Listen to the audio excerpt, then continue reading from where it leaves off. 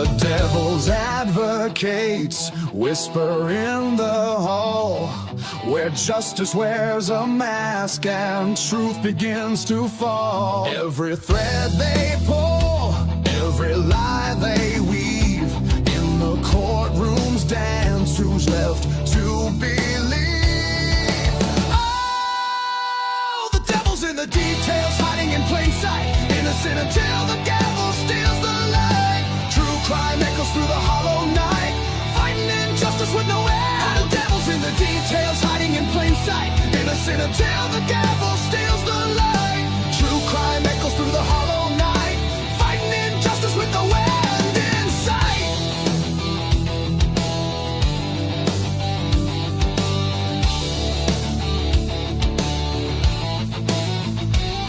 A photograph fades where the truth once stood, blurred lines between the bad and the good. The scales they tilt with every silver tongue, while the broken cry for a song unsung. Black robes sway like shadows on the wall, one wrong word and the mighty fall. Who's a sinner? Who's a saint?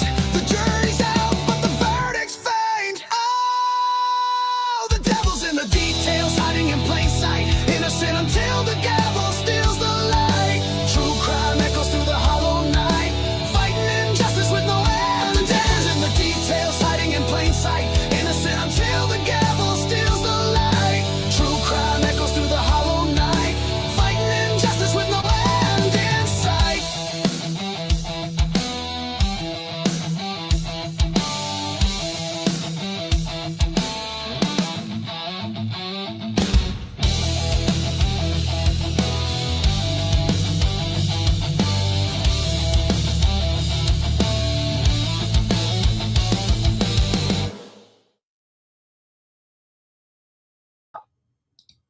All right, welcome everybody to a Crimes After Dark episode again on what the hell night is this? Is this Tuesday night? Is it Tuesday night or is it Wednesday night? It's Wednesday night. It's Wednesday night. Yeah, I got some of my panels backstage. They're like, dude, no, it's not Tuesday. It's Wednesday. So anyways, welcome to the Crimes After Dark show. We're excited. We got a lot of stuff to talk about tonight. We got our panelists backstage. We're not going to have Joe or JJ from State of the Deep tonight. I think he's going to be off, or maybe he's coming in very late tonight. Shit, now I forget. See, I don't even have track of the days. Have exciting news to tell you in some regards. I have received my permission from the FAA to fly my drone commercially, so I can show footage on YouTube on my monetized channel. In fact, maybe I'll show a little bit of drone footage on my first test flight that I took with the drone, if it fits into the channel. We have more important things to talk about, but if you want to see some of that drone footage and what the drone capabilities are, I got some really cool footage of some really beautiful places that I could show tonight, because I found out that even though I recorded it when I didn't have my license officially, I'm allowed to show it because my intention was just to test the drone, and that's the intention that matters. So let's bring the panelists up. I got so many things I want to talk about tonight. We're going to talk about Delphi. We're going to talk about Idaho 4. We're going to talk maybe a little bit about Mickey Steins. We're going to talk about the Gonzalez family shaming people for the Idaho State Police drop in the Idaho 4 case. Got lots of different things I want to talk to my panelists about, get your reactions, kind of free form. And again, if you're out there in the audience, by the way, some people are giving us a lot of love lately, saying the channel's getting better, the panel's getting better, our vibe is getting better. We're doing great things. So thank you to the panelists as I bring you up. You guys are doing amazing things, and people are recognizing that we're kind of a cool thing. We got a great vibe here. So let's bring DEVILS up on stage. DEVILS, how you doing tonight? Forget about it. It's good to see you tonight. How are you? I'm excellent. I'm excited. I'm always excited when we get together. Like, the energy just builds as it gets time to go on stage, and I'm excited about it. Lots of crazy shit. It's amazing that we're as busy as we are and still find it fun and entertaining. So it's very cool. And So to my mods, by the way, everybody in the mods, we've had a couple of weird dicey nights in a row. So my mods, be judicious about taking care of riffraff. So if it gets crazy in the chat, shut that shit down quickly. We want to have everybody have a good time and be respectful to each other.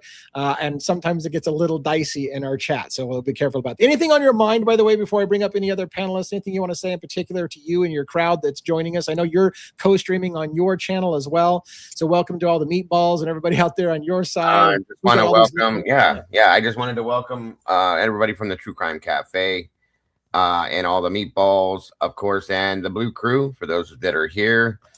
I appreciate all of you guys supporting us on both sides of the fence here, so on and so forth. So thank you all so much for being here, and thank you again for having me as part of making me part of this team over here. I love it. It's amazing, and thank you for the support. To Michelle Rowe gave a donation to the channel and the cause. Thank you so much. Every little bit helps.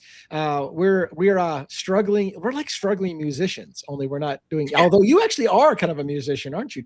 You music, used to be, yeah, for sure. I mean, I still am a little bit, but I kind of feel like what we do is I can move around. Yeah, when you get old and you're a drummer, it doesn't work much for you. No, drumming is very intensive. Yeah. All right, let's bring Robin on stage. Robin, how you doing? I caught you off guard. You were looking left. Yeah, I was looking left, looking right. Anyway, I'm doing well. How about yourself, gentlemen? Wonderful. Yeah, we're excited to be here. Thrilled to be here. Anything in your world going on today? Anything exciting? No, just did the work thing. I'm always excited to be here, though, with everybody, our awesome mods. And we got the Den, and we got the Blue Crew, and we have all the meat, the balls in the sauce. I don't know how well I did that, but pretty good. Well, I mean, I like how you separated. We got the meat and we've got the balls, but we should have right. Meatballs. I don't know. The meat, the balls. Yeah, we got the meat and the balls. But anyways, yeah. So it's good to be on panel again. Unfortunately we're going to be missing JJ from State of the Deep, so we won't be having him tonight. But we will get one up here, and then we will have a full crowd. I think maybe JJ will come in late. I can't remember. Is this the night he comes in late, or is he going to be out? No, he said he's not going to be here tonight. Okay. He's not able to be here tonight. He's been working some crazy hours lately, and had some other stuff he had to get done. So as far as I know, unless he decides to bop on in, which is always awesome, but he said he wasn't probably going to be able to be here tonight. He just messaged me. He won't be here tonight. Son of a bitch needs to take this shit serious. That's anyways. What is wrong? Like, what is wrong with him that he would put his job before this? I mean, right. I mean, I don't get it. Priorities. Like tell my mods, like, what is wrong with you putting your kids before my show? Come on now. Right? Yeah. Right? I try to tell them. People need to grow up. Yeah. Well, he's doing Kurt Cobain research, so. So what about you, 1-1? Anything special today? Anything that exciting to talk about with the panel before we get going? Yeah, just have cops beating people up in handcuffs. Oh, yeah. Oh, yeah. I was wondering if you can talk about that. Is that something you can talk about, or? I won't use any names or anything, but yeah, of course. Eye socket fracture, and I mean he's gonna get what he has. I mean, he deserves it. I mean, he should. The guy has over 10 years on, but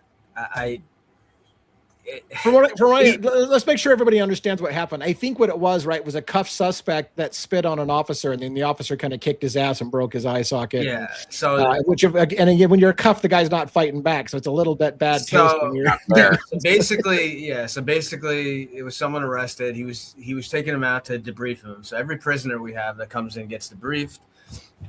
He was pulling him out of the cell, and while he was pulling him out of the cell, he kind of like gave him like the detective gave him like a little push. Like, I don't know really why, not like hard, but just kind of like, I guess, like pushed him a little bit. Like, come on, like, let's go. Like, move a little faster. The guy turned. He's still handcuffed. The guy turned around. Yeah. And the detective went to kind of leg sweep him or something. I don't know what that. And he didn't hit him, and he completely fell on his ass himself. He just completely fell. The guy never touched him. And I'm imagining, because you can't hear audio or anything, but you can see the video. The guy was probably making some comments, like making fun of him. So when he got up, the detective he has the cell key in his hand. I'm not sure if he actually hit him with it, but it was in his hand, and he slapped the guy twice, like a backhand slap twice. Yeah. And if that wasn't enough, then he slams the guy against the cell, and his head against the cell, and I guess like his side of his face, his eye, like area hit the cell. This guy, he's already suspended. So I know. I know, like people will say, like, oh, well, nothing's gonna happen. No, something's gonna happen. He's gonna get fired. No. He's actually. Our internal affairs, they already took the cell key, so we had to order, like, because it's like a huge key, it's like specially made. They took the key to voucher it as evidence. He's probably gonna be arrested for assault too, because he had the weapon in his hand, and he caused a serious physical injury. And yes, where I work, we do have unions. The union's probably not going to defend him either. So he's gonna get fired. He got suspended. He lost his career now. He's also going to have a huge lawsuit that he's not going to get any. He's going to have to get his own lawyer. And I was going to say, I hope they don't take the money that they have to pay this man out of your salary or anybody else, because that's going to be a big ass lawsuit. And let this, in a way, I mean, people should know this already, but let this in a way be a lesson. The police are not above the law. And so, I mean, just like 1-1 saying, I mean, this person is going to face his own arrest now, and his own prosecution. I mean, I could tell you, I have over 20 years on, and things are very different now with body cameras and reports, and things always evolve and change. But the way I was taught, even 20 years ago, even before body cameras, basically the senior guys that trained me that I worked through the 80s, worked through, the crack epidemic and all that crazy stuff that went on. Right. What I was always taught was once the handcuffs come on, that's it. It's over. Yeah. If you're gonna fight, someone runs from us, well, it's your fault. Don't run. Yeah. But if you're gonna run, don't get caught. But once the handcuffs come on, the physical abuse has to stop. The guy can't fight back, and it's hard, and it can be hard. You have to be able to turn that switch off. Right. I was going to ask you earlier. I think you said it, but I might have missed it. Was it a detective or a patrol officer that did this? It's a detective. Detective, yeah. That's worse. That's so much worse. Yeah. Well, thank you for sharing that story. It reiterates. Thank you for being one of the good ones. 1-1. Thank you. And it reiterates that again, good cops don't like bad cops either, and that was a bad moment. No, and he was to wrong. be fair, it was a bad moment in time, but we have to face our consequences. Right. Yes. So. Anyway, so thanks for sharing that story. Do you want to do a monologue? Sure, I got it. Yeah, sure. All right. Jackson and Juliana, my wife, love you guys. Have a good night. Right. Is it good to be alive in the den? Always. On a Wednesday night? Yeah. I lose track of the days too. So nice. I did that. Here we go. They tell you the truth is simple, clean, neat, packaged in headlines and sound bites. But the truth doesn't live there. The truth lives in the shadows, in the gaps between statements, in the silence after the sirens fade, in the places no one wants to look because looking changes you. This is where stories fracture, where narratives collapse, where good and evil stop wearing uniforms, where innocence and guilt stop being obvious. This is where certainty dies. Welcome to Devil's Advocates, a place where nothing is sacred, no narrative is safe, no story is off limits, and no conclusion is immune from question. We don't chase comfort, We don't sell closure. We don't package pain into palatable lies. We pull the thread. We follow the contradictions. We sit in the uncomfortable silence, and we ask the questions nobody wants asked. Because sometimes the villain isn't the monster they showed you. Sometimes the hero isn't clean. Sometimes the system isn't broken. It's working exactly as designed. And sometimes the truth is darker than any fiction you've ever heard. This isn't a podcast for spectators. It's for thinkers, for skeptics, for those who understand that truth doesn't come with a bow on it. Here, we don't pick sides. We dissect them. We don't follow narratives. We interrogate them. We don't accept versions of events. We rebuild them piece by piece from the ground up. If you're here for comfort, this isn't your place. If you're here for certainty, you won't find it. But if you're here for truth, the real kind, the kind that unsettles you, the kind that follows you home, the kind that makes you question everything you thought you knew, then you're exactly where you belong. Welcome to Devil's Advocates. And with that, live from New York, it's Wednesday night. Well done. Well done. Thank you very much. Good job, brother. All right, so let's talk. It's kind of a free form night. I invite people again. If I don't know if Robin's put the link on there, but if somebody wants to maybe take the stage with us, we might entertain that tonight. Since we have a lower panel, we don't have five or six people on screen, so we have room to maybe squeeze somebody in. That's always a hit or miss. By the way, I want to make some new expectations when we do have people on the camera. When you come up, and we want to encourage you to come up.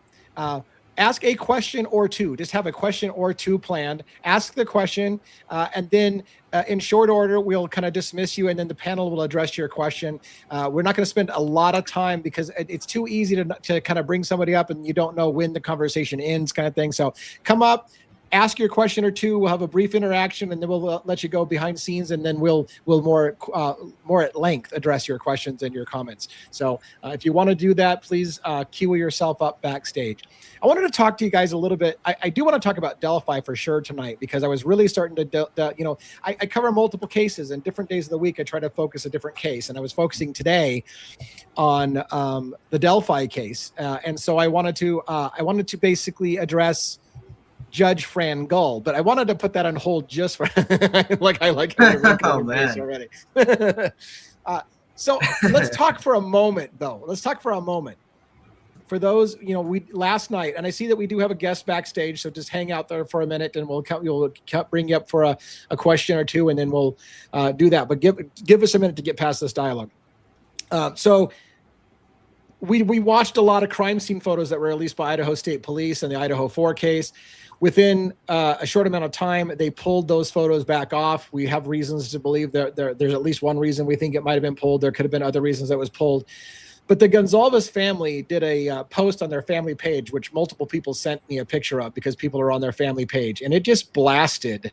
It blasted the public that you're all going to take time looking at those crime scene photos, and you're all sick. You're all doing this for your own jollies and your own money. And this is our family, and you're a disgrace for talking about it. Blah blah blah.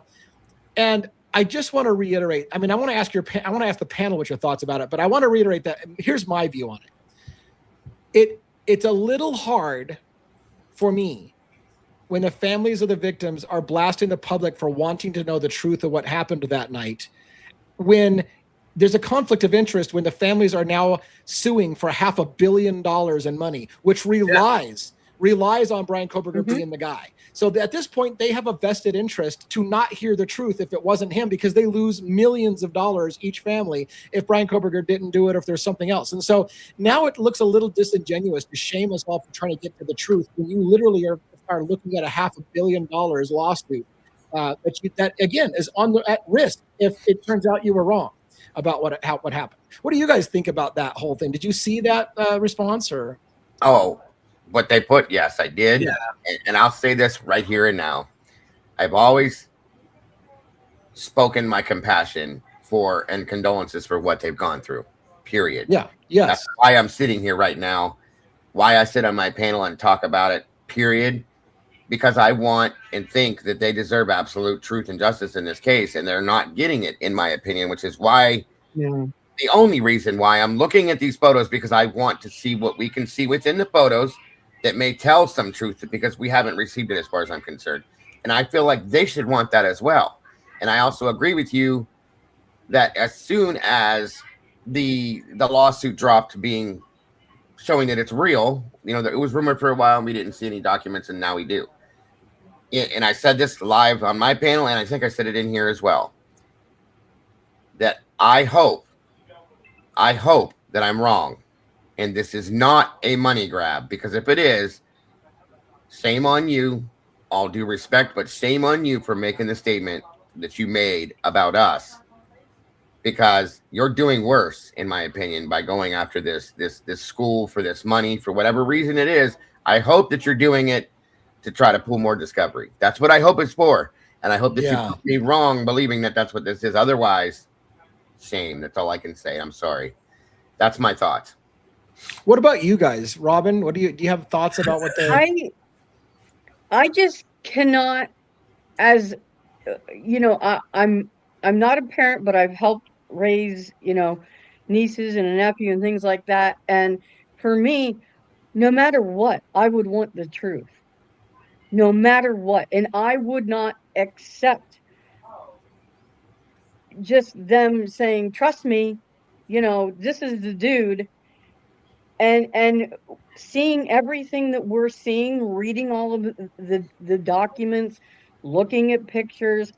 I mean, going back to the beginning in a lot of instances to read interviews and watch old news clips from when it first came out and everything. And there's no way in hell I would rest until I knew for sure that the person in jail was the right person and that they weren't the only one. Yeah. I would want each and every person involved to go down. Right. And I want to get one's opinion and have a chance to weigh in, but I have to comment on that too, because like you, I felt in the early stages a lot of things. One, I felt that Steve Gonzalez believed there was more than one person involved, and that he was feeling that if it went to trial, it was going to come out. I think he hinted, this is just the start of the surface. Let's go after this guy, but wait till you see what's going to come out on trial. Yeah. And I think Steve was pissed when he got robbed of the opportunity to go after the others involved. So I don't know what to feel about what's happening now. The other point I have about that is I don't think that Christy and Steve have always been on the same page. Nope. She's always seemed like they wanted to put a nice little bow around this and be done with it, where Steve seems to. So there's a part of me that I'm not even sure the Gonzalez's are all on the same page. I don't know who's running their posts, whether it's just Christy or whether that's Steve's sentiment or not. But like you, and I'm going to get to one's opinion in a minute, like you, I thought in some regards that ultimately the families would want to know the truth. And especially if somebody else did the killing, or somebody else helped murder their child, that they would like to know that who it was and that they got held responsible as well. But again, you begin to wonder now if they want the truth. Because if the families now are getting deals to go as the face of Othram Labs, such as Ethan's family, right? If the Chapins are now going to be the face of Othram Labs, and they're getting a contract and they're getting a deal and they're making money, and if everybody's making the rounds and they're going on TV shows, and if they're making millions of dollars and they're getting GoFundMe reimbursements, and now they're $500 million, now at the point, do they really want the truth? Like, that's the question. And I don't want to be that guy, but I'm like, I have to ask myself, do they at this point really want the truth? And now, do we just all shut up because the families themselves don't want the truth anymore? I don't know. Yeah. No. I don't think we can. Go ahead, one. I'm sorry, bud. Yeah, one. What are your thoughts about it? Well, I mean, I do have kids, and I could tell you, hopefully, I never have to have anything remotely close to this happening. I would be clawing and punching and kicking until my last breath. Mm-hmm. There's no amount of money. I know people are like, well, it's easy for you to say. No, it is easy for me to say. There is no amount of money that you could offer me that would make me stop.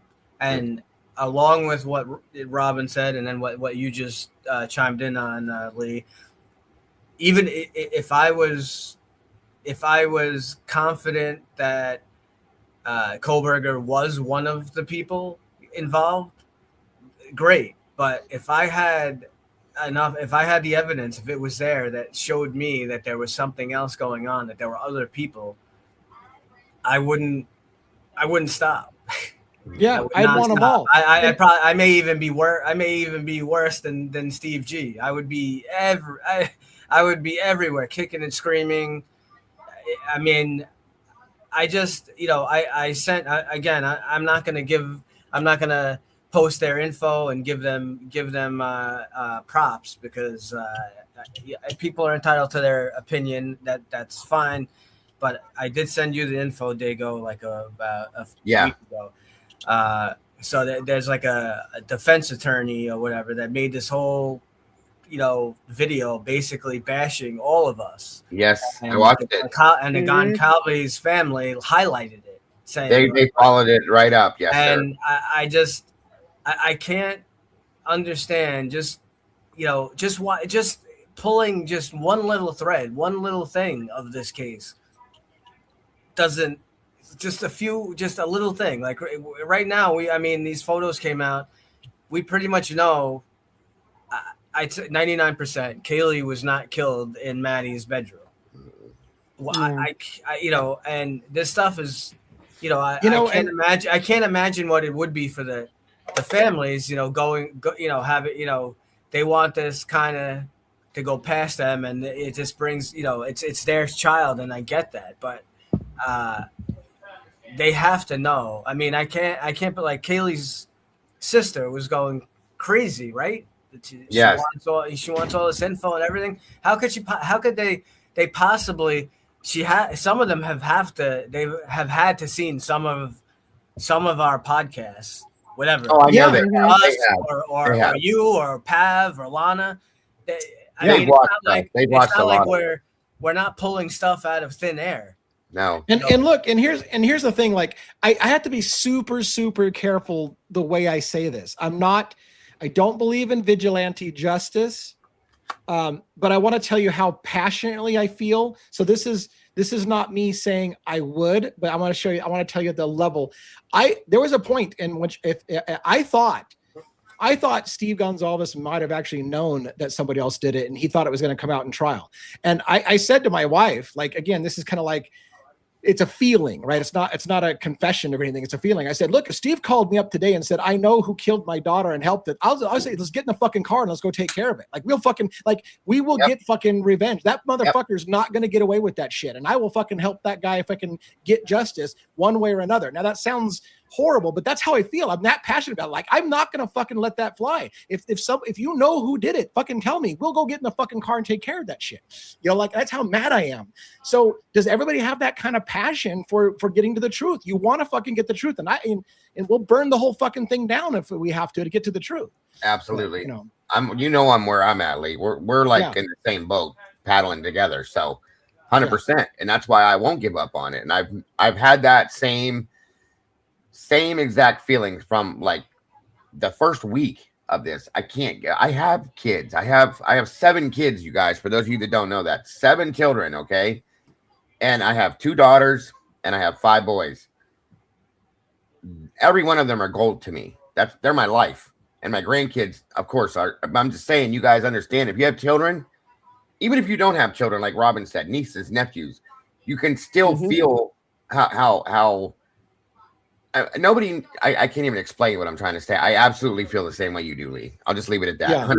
Yeah. And like I said, it's just that's how passionate I am to bring justice to everyone involved, because I just fundamentally don't think it's one guy. And I want to see everything. I want to see it come. And it seems like the families are giving up. The families want a simple answer. I don't want to say they want the payday, because here's the counter argument, right? No amount of money is going to bring them back. So if you think that somehow they're going to feel better because they got millions of dollars, we're wrong, because it's never going to bring their child back. But yet, at the end of the day, millions of dollars is an incentive to just say, you know what, I think I'll just let that go. And that's why I said I hope that they're doing what I hope they're doing it for. Yeah. For this guy and not for the other thing, because I've seen a lot of people say, oh, it's just a money grab, it's a money grab, it's a money grab. I'm praying to God it's not, okay? Because I know how I would want, just like you said, I would be driving forward nonstop. Yeah. Nonstop. So I'm gonna address Queen of the Denial's comment, and I don't want to. Again, I want to talk a little Delphi tonight, so I want to not run the risk of completely diverging again all night long on just Idaho 4, because there is, in the Delphi case, I'm finding similarities to Idaho 4. So that's what I kind of want to talk about tonight. But the question about like Queen of Denial was bringing up the idea that I'm beginning to think Kaylee didn't die in the bed with Maddie, and I think we all are starting to feel that way. When we looked at the crime scene photos, it does not look like she died there. In fact, the more I put it together with Dylan saying that she thought Kaylee was on the second floor, I think Kaylee may have died on the second floor. And I think Kaylee was brought up to the fourth floor. And again, if that's the case, once again, if that's the case, there's no way one guy did that in 8 minutes and killed somebody on a different floor and hauled them up and staged a crime scene all in 8 minutes. You've got to be fucking kidding me. Now, we can't prove it. We can't prove it, but I'm telling you, I have a real strong belief too that she didn't die in that room. We got something that we can show though. Do you have the photos? I can get the photos. Yeah. What you want to show? Yeah, we were talking about that earlier. Yeah, we brought. Yeah, if you pull up around 4, it's around 403. This address will address her question kind of directly. Oh, the table. Yeah. Okay, let me put that on screen. So it's like 403, 404, 405, 406, 407, 408. Yeah, and if you guys think about Kaylee's injuries while he's doing that, a lot of her injuries came from the back of her, okay? The back of her body. To me, that's possibly her running away from this person. Okay? Her liver was cut through and just a lot of the injuries were on the back side of her body, from what I am understanding. So that tells me she was running from somebody, which would tell me she's very possibly running. And I still think she may have been killed in Xana's room and taken back upstairs, or at least close to Xana's room, is my opinion. It has been for a while. Right. And that's, go ahead. I was just say, so you see the blood on the, so you see the blood. Now you go to the next photo. Yep. It's more blood. Go to the next photo. See that blood? Whose blood is that? 1-1. It's all Kaylee's. Thank you. It's all Kaylee's blood. So if Kaylee was just attacked and killed upstairs, why is it only her blood on the table? It's only her blood. That's what I think. She was running through there and being attacked from behind. 100%. Right. So it would be with Dylan, with what Dylan said, that she ran. Kaylee. I honestly think. What it looks like, she locked herself. She saw something. She saw someone attacking Maddie. She ran into the bathroom and she locked the door. And I think someone kicked the door in, and somehow she was able to get away and tried running down the stairs. Maybe the guy, whoever the perp was trying to attack her. That's what you see, all the blood, because there is blood. There is Kaylee's blood and Maddie's blood along the hallway. So. If you say like, oh, she got away, but she didn't get, she wasn't attacked, but her blood is on the hallway. So is Maddie. To explain that too, if Kaylee and Maddie's blood, again, I'm still thinking Maddie was already attacked. Kaylee caught on or ran into that situation and bolted, and that person chased her. So Maddie's blood's on that knife already, or whatever weapon it was. Yeah. So why is not Maddie's blood down there? Yeah. And no, but that's what I'm saying. They're going at Kaylee.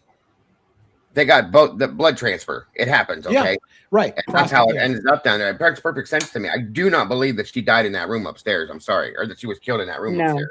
No. Yeah. And it sucks because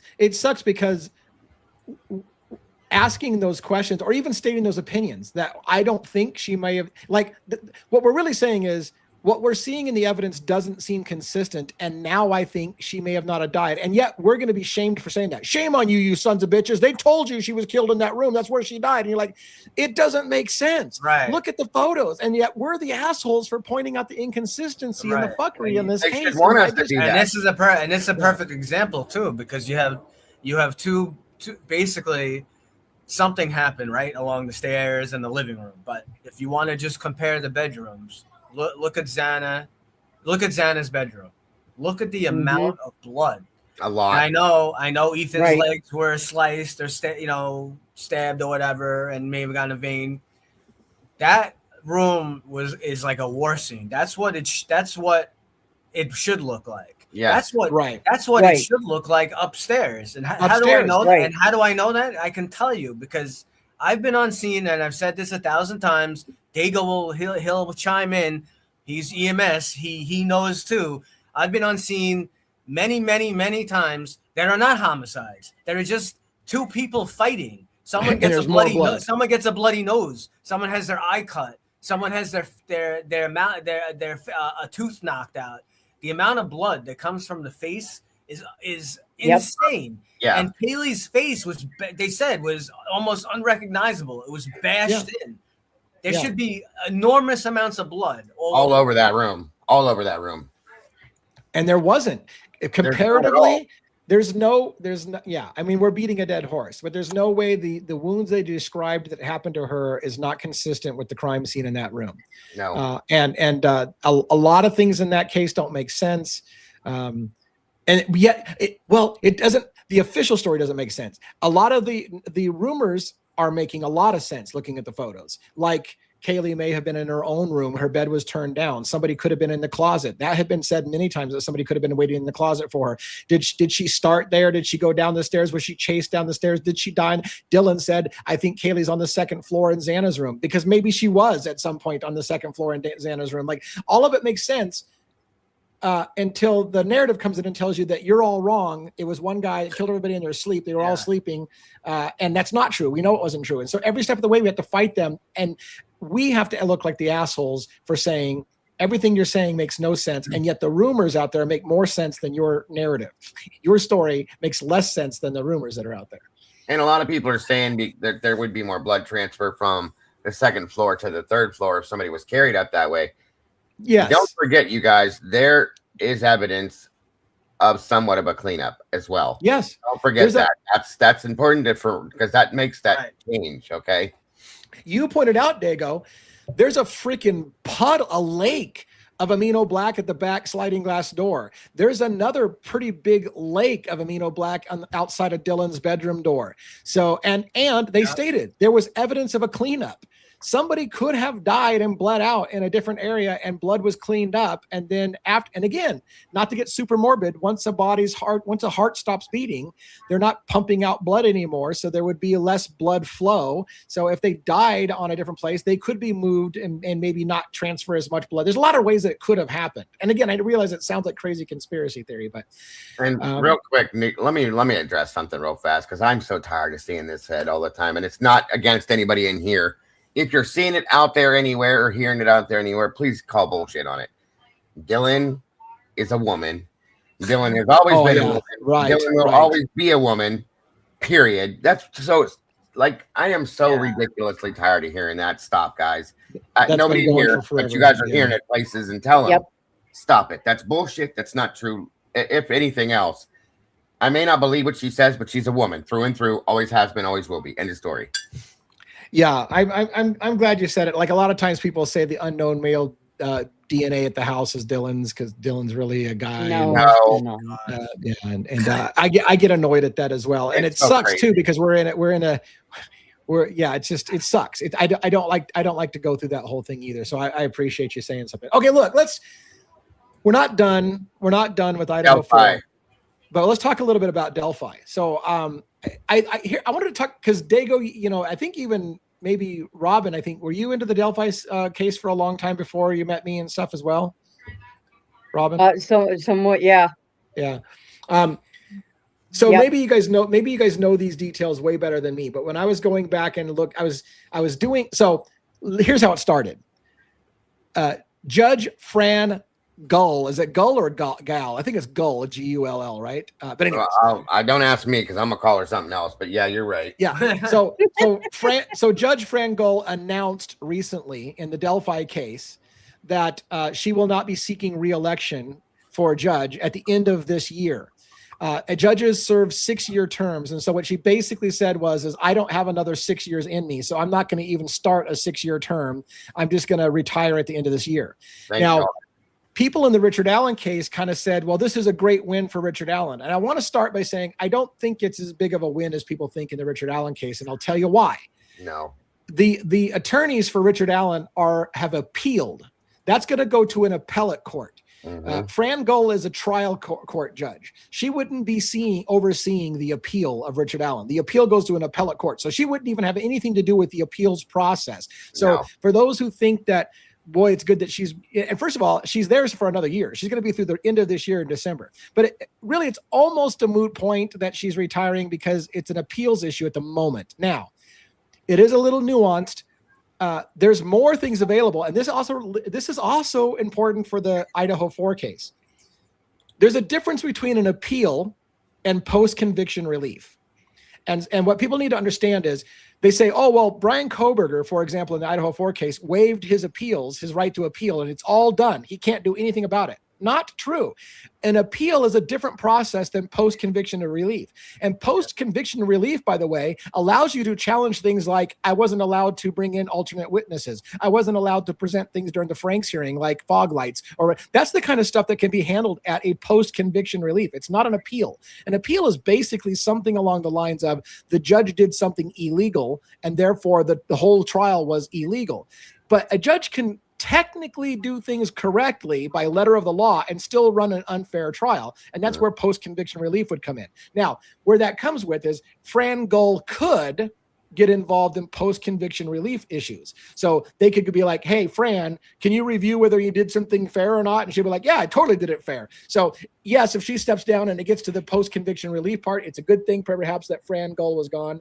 But I wanted to ask you guys about that history, about again, like the Idaho 4 case, in Richard Allen's case, a different judge was originally appointed. I forgot that name. Diner, something like Diner was the last name of the judge that was originally assigned to the case. Yeah, I think it was Diner. And you mean in Delphi? In the Delphi case. Yeah. Sorry. So Judge Diner was assigned to the case, and he very quickly, and listen, so much is similarity to Idaho 4. The prosecutor is the one who asks for gag orders. So just like Bill Thompson in Idaho 4 case, the prosecutor in the Delphi case wanted everything gagged and sealed. And the judge in that case, Diner, said something to the effect of Diener. Is it Diener? Is it pronounced Diener? It's Diener, yeah, sorry. Yeah, okay, Diener. So Diener says essentially, this is too much for me. The public, and here's the fucking thing I thought was funny. I raged about this on my video this morning. The public wants answers and they want this to be transparent. And I'm tired of having to fight the public asking me about it because it's all supposed to be sealed. And I'm getting tired of having to tell people they can't look at anything when the public wants to know answers. And please get the public off my ass. I can't handle the stress. That was basically the bitch of Judge Diener. It was, I don't want to have to deal with the public because the public wants to have a transparent trial and the prosecutor wants it all sealed. And so he quit. He recused himself from the case. And then another judge took over and things went to hell in a handbag when Fran Gull took over. Similarly, in Idaho 4 case, Brian Koberger is appointed judge. Shortly into that case, judge, he didn't recuse himself. That was a trial that was moved. Yeah, go ahead. There was Judge Megan Marshall was the first judge, and then Judge came on, and then he was granted the change of venue, and then Hitler showed up. Sorry. Yeah, right. So again, the similarities are strange, right? So you have a judge in a small town that's appointed. They step down or recuse themselves. It gets moved to another special judge or a different jurisdiction, and that judge becomes arguably a major problem. Like the trial just gets total shit play from that point out. Yes. So I find those things interesting. Go ahead. We may have another case of that because apparently Judge Gull's daughter is going to be running. She's the deputy prosecutor, and she is going to be running to take her mother's place. Oh, my God. I cannot deal with another one of her. I'll just tell you right now, no way in hell. I'm sorry. Nope. Well, let's just, I mean, if look, so I've been told Judge Gull makes Hitler look like a choir boy. If that's the case, let's hope that the apple has fallen far from the tree on her daughter if her daughter's running. But yeah. Judge Gull is something I've never seen before, you guys. true to God, never A ever. whole nother level. I mean, the things that she did, I didn't think you could do as a judge, and she did it and got away with it. And like, for example, I'm going to do my best for those people who are kind of newer to the case or whatever, or maybe you're old and you guys can correct me, because I'm not above being told where I got it wrong. This is part of what I wanted to do tonight, is have you guys who've been listening to this case longer than me to correct me so I can say it correctly. Like I was pronouncing Rosie's name wrong, the attorney. I was like saying Rosie or something like that because it looked like Rosie to me. And so I don't even know how to pronounce the names. But here's what I was thinking. From what I understand, and again, I didn't think the judge could do. So Judge Gull basically, so there was an allegation that one of the attorneys for Richard Allen had leaked something to a true crime podcast. And she said, what you did deserves you guys basically being fired from this case. And so here's your choice. You will voluntarily step down and tell people that you've decided to recuse yourself from the case, or I will do it anyways, dismiss you from the case, and I'll publicly shame you in public and essentially ruin your career. And so they chose, one of the guys chose to quote unquote voluntarily step down.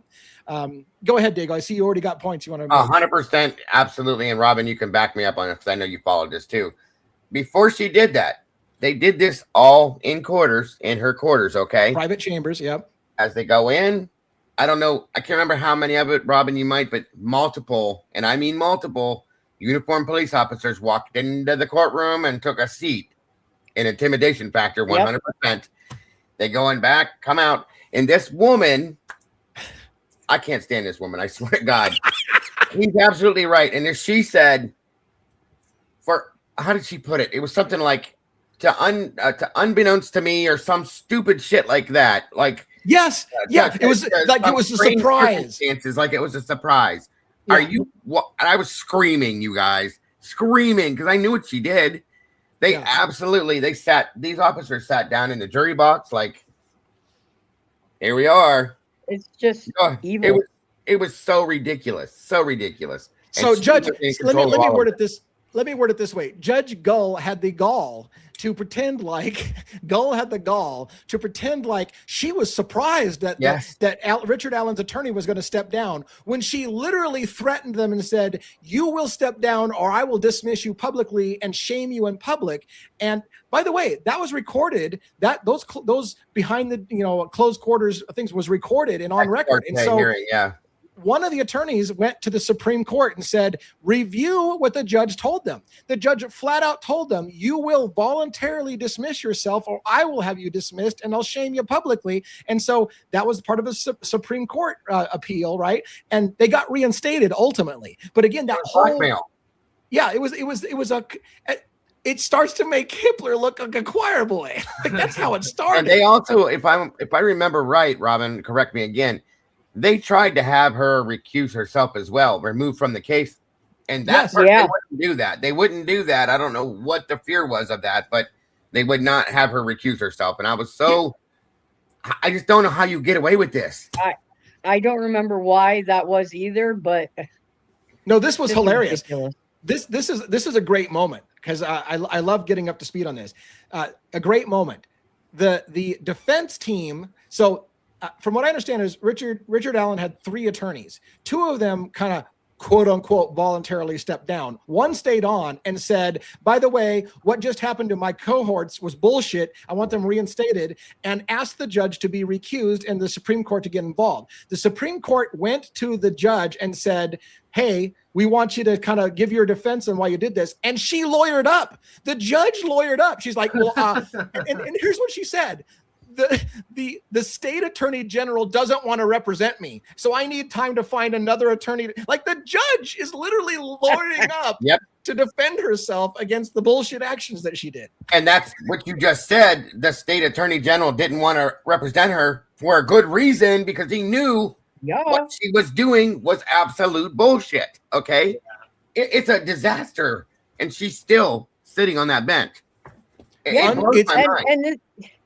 And then people wonder why they don't trust the legal system. Thank you. When they watch a case like that. Right. And that's how it started. That's how it started. And again, she, the we talked about this a little bit, I think, backstage before we went on tonight. And Dago, I think this was backstage. Shit, I lose track now. Did we say this public or backstage? You and I both, I think, had an initial reaction when we heard the whole Odinist thing. That were like, that can't be real. Somebody's grasping. Holy shit, it was fucking real. But the judge apparently also thought that can't be real and basically said, I'm not going to allow you guys to even talk about this whole Odinist angle, despite the fact that the FBI looked into the Odinist angle. The lead detective thought it was an Odinist angle. They had fucking officers at the court looking over Richard Allen with Odinist patches on. But shamefully, me too. I was like, that can't be real. Is that real? An FBI task force officer was murdered in front of his office because he believed in the Odinistic theory. Yeah. I mean, guys, come on. But the fact that the judge basically ruled, I'm not even going to allow you to go down that path. When the lead detectives were looking into it, FBI specialists came in talking about the ritualistic nature of the murders and whether it could have been a ritual and whether it was a pagan ritual. Like they had specialists from the FBI saying, yeah, there's earmarkings of this being a Nordic ritual. And yet she still was like, yeah, we're not going to go down. You weren't even allowed to say the word in her courtroom, you guys. She would not allow you to say Odinism in her courtroom, or she was going to have you held in contempt of court. This woman was insane over this. So it's either she didn't believe it or she's involved in it. It's one of them two things, as far as I'm concerned. Correct. This it's laughable. Correct me if I'm wrong about this detail. I heard this detail. Across from the courthouse is a bar called the Odin's Den, and they covered up the sign during the trial so that people wouldn't see. Like literally, you can't talk about Odinism because it's not a real thing. But I'm going to have an order that they cover the sign Odin's Den across the street from the fucking courthouse. And you can say it's not a real thing all you want, but the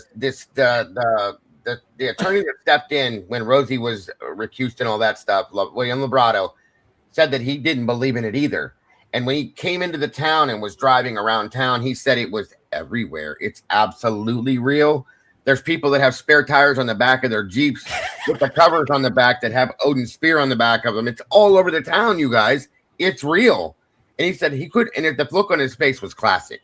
He had the same look I have right now, like it's real? Like that. Yeah. I mean, and it's crazy. It is crazy. So I just. The case has me astounded. Again, I'm really interested to see how this plays out with the appeal, because again, the appeal is just the start of this. Because even the appeal, if for some reason the appeal doesn't go through, and boy, the way, like somebody in the chat said, that appeal is extremely well written. That's how I jumped into this case. Yeah. I read the appeal and I started doing videos on it. I'm like, holy shit, this appeal! Like, are you kidding me? This happened to Richard Allen in prison? Are you fucking kidding me? That's how they got the confession. Like, it was sick. And yet I still have people that'll tell me, DA, you asshole, that guy pled guilty. So nobody pleads guilty to something they didn't do. They do if you're coerced to, or if you're drugged to, or if they're forced to, or if they mentally break you and make you have a psychotic break. For any of you that believe that, if you've heard the confession calls, I think it's the third call. In that call, Richard Allen, you can hear the change in his tone and his voice and in his demeanor. He says as he's talking to his wife, "No, Kathy, I have to do this. There's somebody standing here. I have to do this." Mm-hmm. What the fuck else does that tell you guys? Come on. Yeah, I mean, one could argue his life was in danger if he didn't confess. Not to mention there was also, I can't remember his name. Mind you guys, if you don't know this, the man was sent to prison from his initial indictment. They sent him straight off to prison. There was no jail time in the county jail. They sent him to prison before he was ever even looked at. Okay. There was another inmate in the same prison he was in, Westville, I'm sorry, that reported all of this stuff, wrote it down in a statement that they were abusing him, drugging him, coercing him, threatening him, his family, all this. Now, again, understand something, that if another inmate in a situation like that comes forth with corruption and tells on the people that are doing it, they're not gaining anything but negative attention, folks. So there's no other reason for that man to do that other than to be honest. So think about that. And another thing that struck me as super sad. And again, if and by the way, it looks like you got a gift on your side over there for your chat. So thank you so much, Missy Moo. God bless, dear. I appreciate that so very much. One of the things that really made my heart break for the man, and again, if he's guilty, then I'm going to feel horrible saying this, right? But there was a moment where he said, oh God, it's horrible. He was saying to his wife, if this ever gets to be too much for you, say the word and tell them that I will tell them anything they want to hear. Yep. He literally told his wife, if you get to the point where, you know, I'm in here and I'm being abused and I'm being starved and being kept in solitary confinement, I'm being treated like shit. But if it becomes too much for you out there that you can't handle the stress of me being on trial, just say the word and I will tell them whatever they need to hear, such as, yeah, I killed those girls, I guess, and away I go to fucking jail if it gets too much for you. And I'm like, fuck, man, are you kidding me? He's right. It's true. And then every time he would meet with his attorneys, the first thing he would ask them, is Kathy okay? Is my daughter okay? Is my family okay? Because they were being threatened. He was being threatened that they were going to kill his family day after day after day after day. So, yeah, Lee's right like that. And I would have done the same thing. You know, husband to my wife, so on and so forth. That's what you do to protect the ones you love, period. But it's so sad. It is heartbreaking. I agree with you. Yeah, it is. And what makes me more angry is you listen to that and you think, man, that's what it sounds like to me. A guy who's literally willing to give up his life to take stress off of his wife. And yet then people will say that guy's a piece of shit pedophile. And I hope he gets the shit beat out of him in prison. And I hope they broke his mind. And if I was a cop, I would fuck him up in prison too. Like the shit that I've heard people say, I'm just like, this is horrendous. If you guys really feel that that's justified, I don't know. It doesn't make sense. It just don't. Yeah. So I was curious if you guys, you know, want. I don't know if you. I mean, it sounds like you covered it a lot, Dago. Can you give me some highlights of other fuckery that the judge did in this trial? Like, I know I'm just scratching the surface now when I heard about this. What other kind of highlights of fuckery did she do? She absolutely. One of the main things that bothered me is she would not allow third-party defense at all. So they didn't give the jury didn't hear a quarter of the evidence in the case, in my opinion, from what we know. Okay. I'm sure Robin will agree to this. She only allowed specific things to be there. Obviously, we know that you could even think the words Odinism or you'd have been arrested in her courtroom. Okay. So that was one of the biggest things. There was no third-party defense allowed. There was a lot of things that they could, well, the biggest one was when she blackmailed the defense team into recusing themselves. That was the biggest. Just a lot of stuff like that. She would not give, kind of like Hitler. You know, when the defense is asking for things, she just denied everything. She denied almost everything they asked for, in my opinion, if I remember correctly. Robin, am I right? Yeah. Oh, yeah. There was very, very little that the defense ever was able to overcome. I mean, really, I don't understand why judges are like that. Well, it was, that's not what they're there for. Again, and by the way, I have to get to 1-1 because people are accusing me of you, Dago and Lee are not allowing 1-1 to talk. So we're going to let them to talk in a second. But because this is what we get all the time. Like if we get excited and passionate, then we're being disrespectful and not letting somebody else talk. We make an effort. We have meetings. We have meetings behind the scenes that talk about giving each other space to talk. Having said that, I'm going to talk a little bit more. Just like in the Idaho 4 case. Hitler not allowing them to bring in alternative suspects. You're not allowed to talk about the alternative suspects. You're not allowed to talk about, like, how are you not allowed to present the idea that somebody else did it? And the judge just say, you know what, we're not going to go there. You're not going to be able to talk about somebody else could have done it because we know who did it. So we're just not going to talk about it. Like, and it's the judge's job, right? And it's the judge's job in every case. Sorry, 1-1. After this, I'll shut up. It's the judge's job to ensure that the defendant gets a fair trial, that they get everything that they deserve as a defendant. In any case, that's the judge's job. And again, nope. Go ahead, bud. Yeah, 1-1. You got to take this. You got to take the floor. Yeah. So I see it. I saw a lot of people bringing up Cy Ray. So that goes along with the post-conviction relief, what Lee was talking about. So yes, that's one of the big things when. I mean, it was ruled on, but that's one of the main arguments that could be filed. Because an expert in the field was not allowed to testify, was not allowed to give his his findings. So yeah, it was one of the things you raged about several times. One is you said that it's not appropriate for the judge to tell people that Cy Ray's a conspiracy theorist. That's not his fucking job to do that. And yet that's what he did. He's like, no, Cy Ray's not going to testify because he's a conspiracy theorist. Like, how the hell is a judge allowed to do that shit? Like, the expert on timing advance records, and he calls him a conspiracy theorist. Yeah. And like with Gull, how can you? I don't understand how she was allowed to say, the FBI's proof about the Onism stuff was bullshit. That's not her job. It's not a judge trial. It's a jury trial. Right. Yeah. So I don't understand. There has to be a better way to sometimes, in cases like especially these two, to override these judges who are just flat out. Well, all right. I'll use a different adjective. I'll tell you another something real fast, you guys. I'm sorry.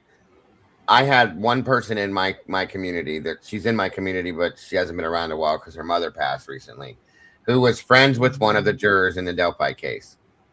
And she said that person, her friend, and many more, this is hearsay, so I can't prove it to you, okay, stated that they felt bad for the families in the Delphi case and said that they have waited for too long, and they believe that that's why they came to the decision they did, that they couldn't let this go any longer, that the jurors felt bad. And I'm thinking to myself, what? That's not, you can't do that, okay? You just can't do that. I get that thought. I get that feeling. But you can't do that, folks, because now, in my opinion, there's an innocent man sitting in prison for this because people felt bad for the families of the victims, and I get that. It's like along that lines, the fuckery that happened. Sorry, one, I'm stepping all over you. Okay. Like, people are just going to crucify me if I don't let you down. Along that lines, one of the things they argued. So our Constitution says we have a right to a speedy trial. While that fuckery was going on with the judge dismissing Richard Allen's defense team, which he wanted to be defending him, and said, nope, they're not. We're going to start over with the new team. And now we're going to postpone the trial because you have to get the new team up to speed. And they argued. This is a problem because another amount of fuckery. Usually in that case, and this is what happened to Brian Kohberger, you stay in a low-level jail while you're awaiting your trial. And then after you're convicted, if you are convicted, you get moved to a maximum penitentiary, just like Kohberger. Kohberger was in a jail and then moved to CUNA when he got convicted. But in an unprecedented type move, they moved Richard Allen from jail to a maximum security prison in solitary confinement very early on, and then made him languish there for 13 months in solitary confinement while his trial drug on and on and on, and it broke him. That's what the argument is. And they're like, that never should have happened. He's supposed to be presumed innocent until proven guilty. And not only did you keep him in jail, which is fine, we have reasons why to do that, but you kept him in like the worst conditions ever for 13 months. Yeah. And then he got broke, So thank you so much, Calabella. Appreciate that very much. And yes, we need to fight for our rights and get innocent people out. I agree with you wholeheartedly. Yeah, thank you for supporting our channels and helping out with that. And it's just, and again, the similarities is what I wanted to kind of focus on. Those similarities between small town court systems where everybody knows each other. And, there was the allegations that Gull got rid of the attorneys that were representing him for somebody that she knew personally, and thought it would be friend to her cause. It just, the whole thing stinks, these small, tight-knit communities, and then justice seems to be not the important thing. It's about convictions. And the whole move of everything being kept in secret. I mean, in that case, from what I understand, they even tried to keep the probable cause affidavit out of the public, and that's like never a thing. Like, the public needs to see the probable cause. And on what basis did you make the arrest? Nope, we don't want to show it to you. We're going to keep that hidden. And they're like, you never hide the PCA. How are you hiding the PCA? Like, it's worse than Idaho. She's insane. It was in that aspect. It was way worse. Wow. Yeah. Let's say agree. Robin is right. It's just these judges have way too much power. Mm-hmm.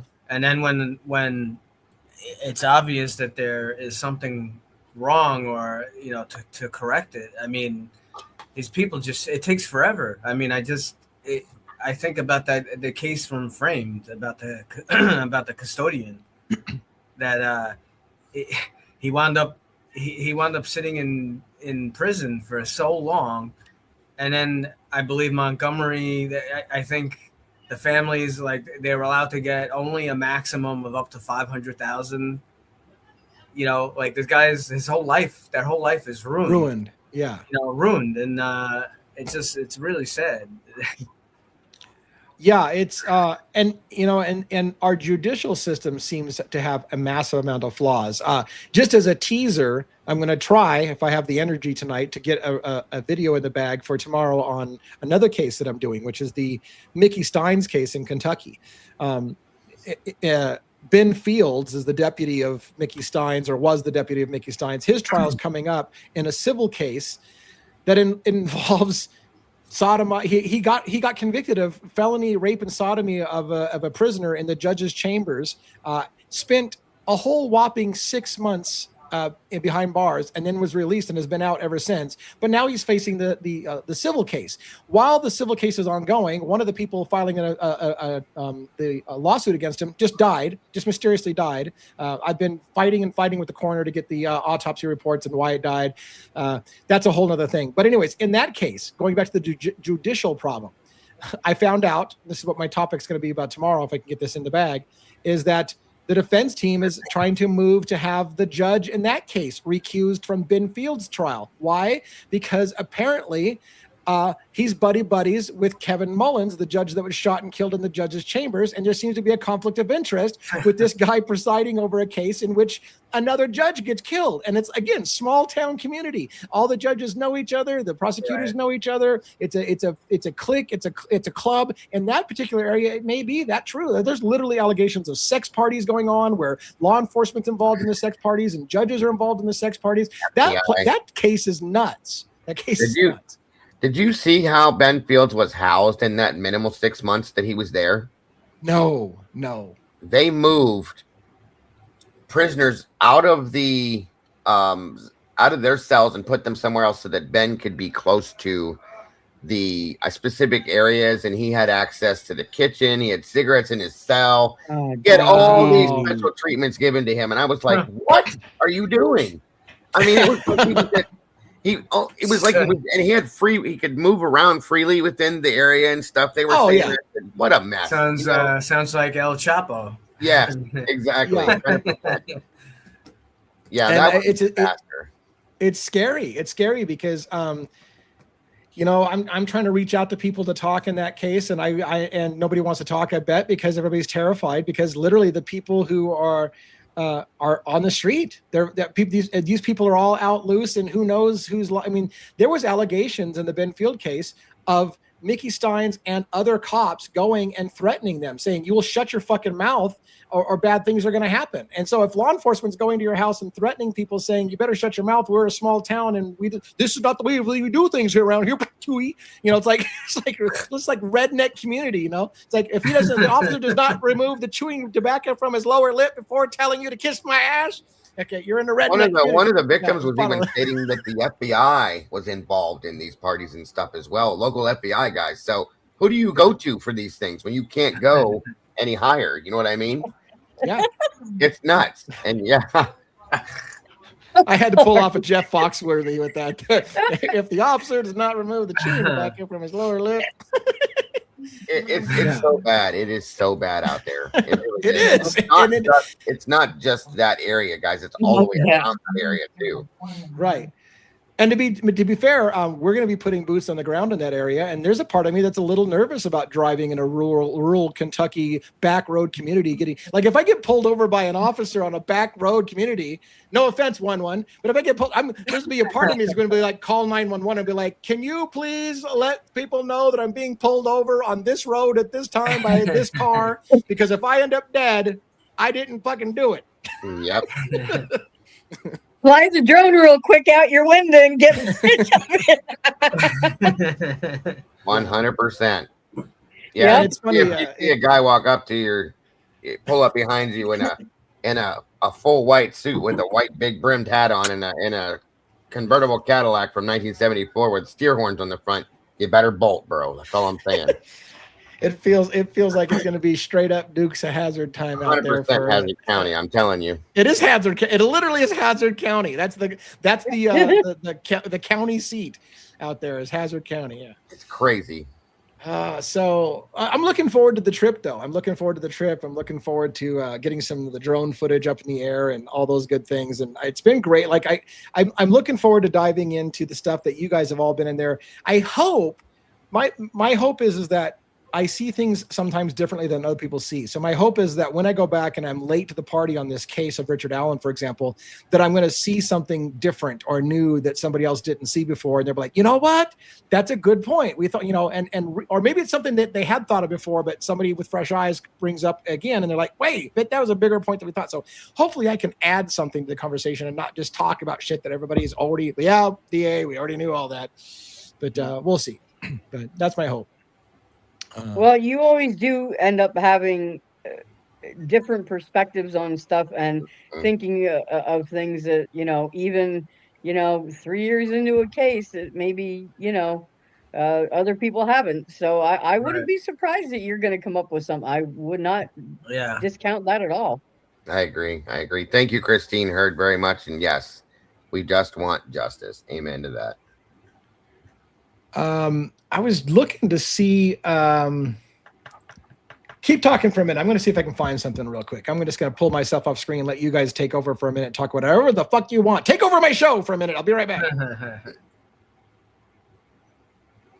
Okay. So there's to let you guys know, there's a big Kurt Cobain documentary coming out. Oh, in like a few days. I heard that. Yes, it's the American Spy Fox or whatever the heck his name is. Oh yeah, he's awesome. Yeah, he's got I think he's had it in the works for a long time. He has a trailer. He's been covering that for a long time. Yeah, it looks really interesting. And he tries to get really good info too. So I imagine he's going to, and it'll add to our Sunday thing for sure. Yeah, I loved his interview with Cyril Weck. That was amazing. His interview with him. That was he's great. Very good. I really do have a lot of respect for him. Yep. And that's something else you guys coming up this Sunday. Not long ago.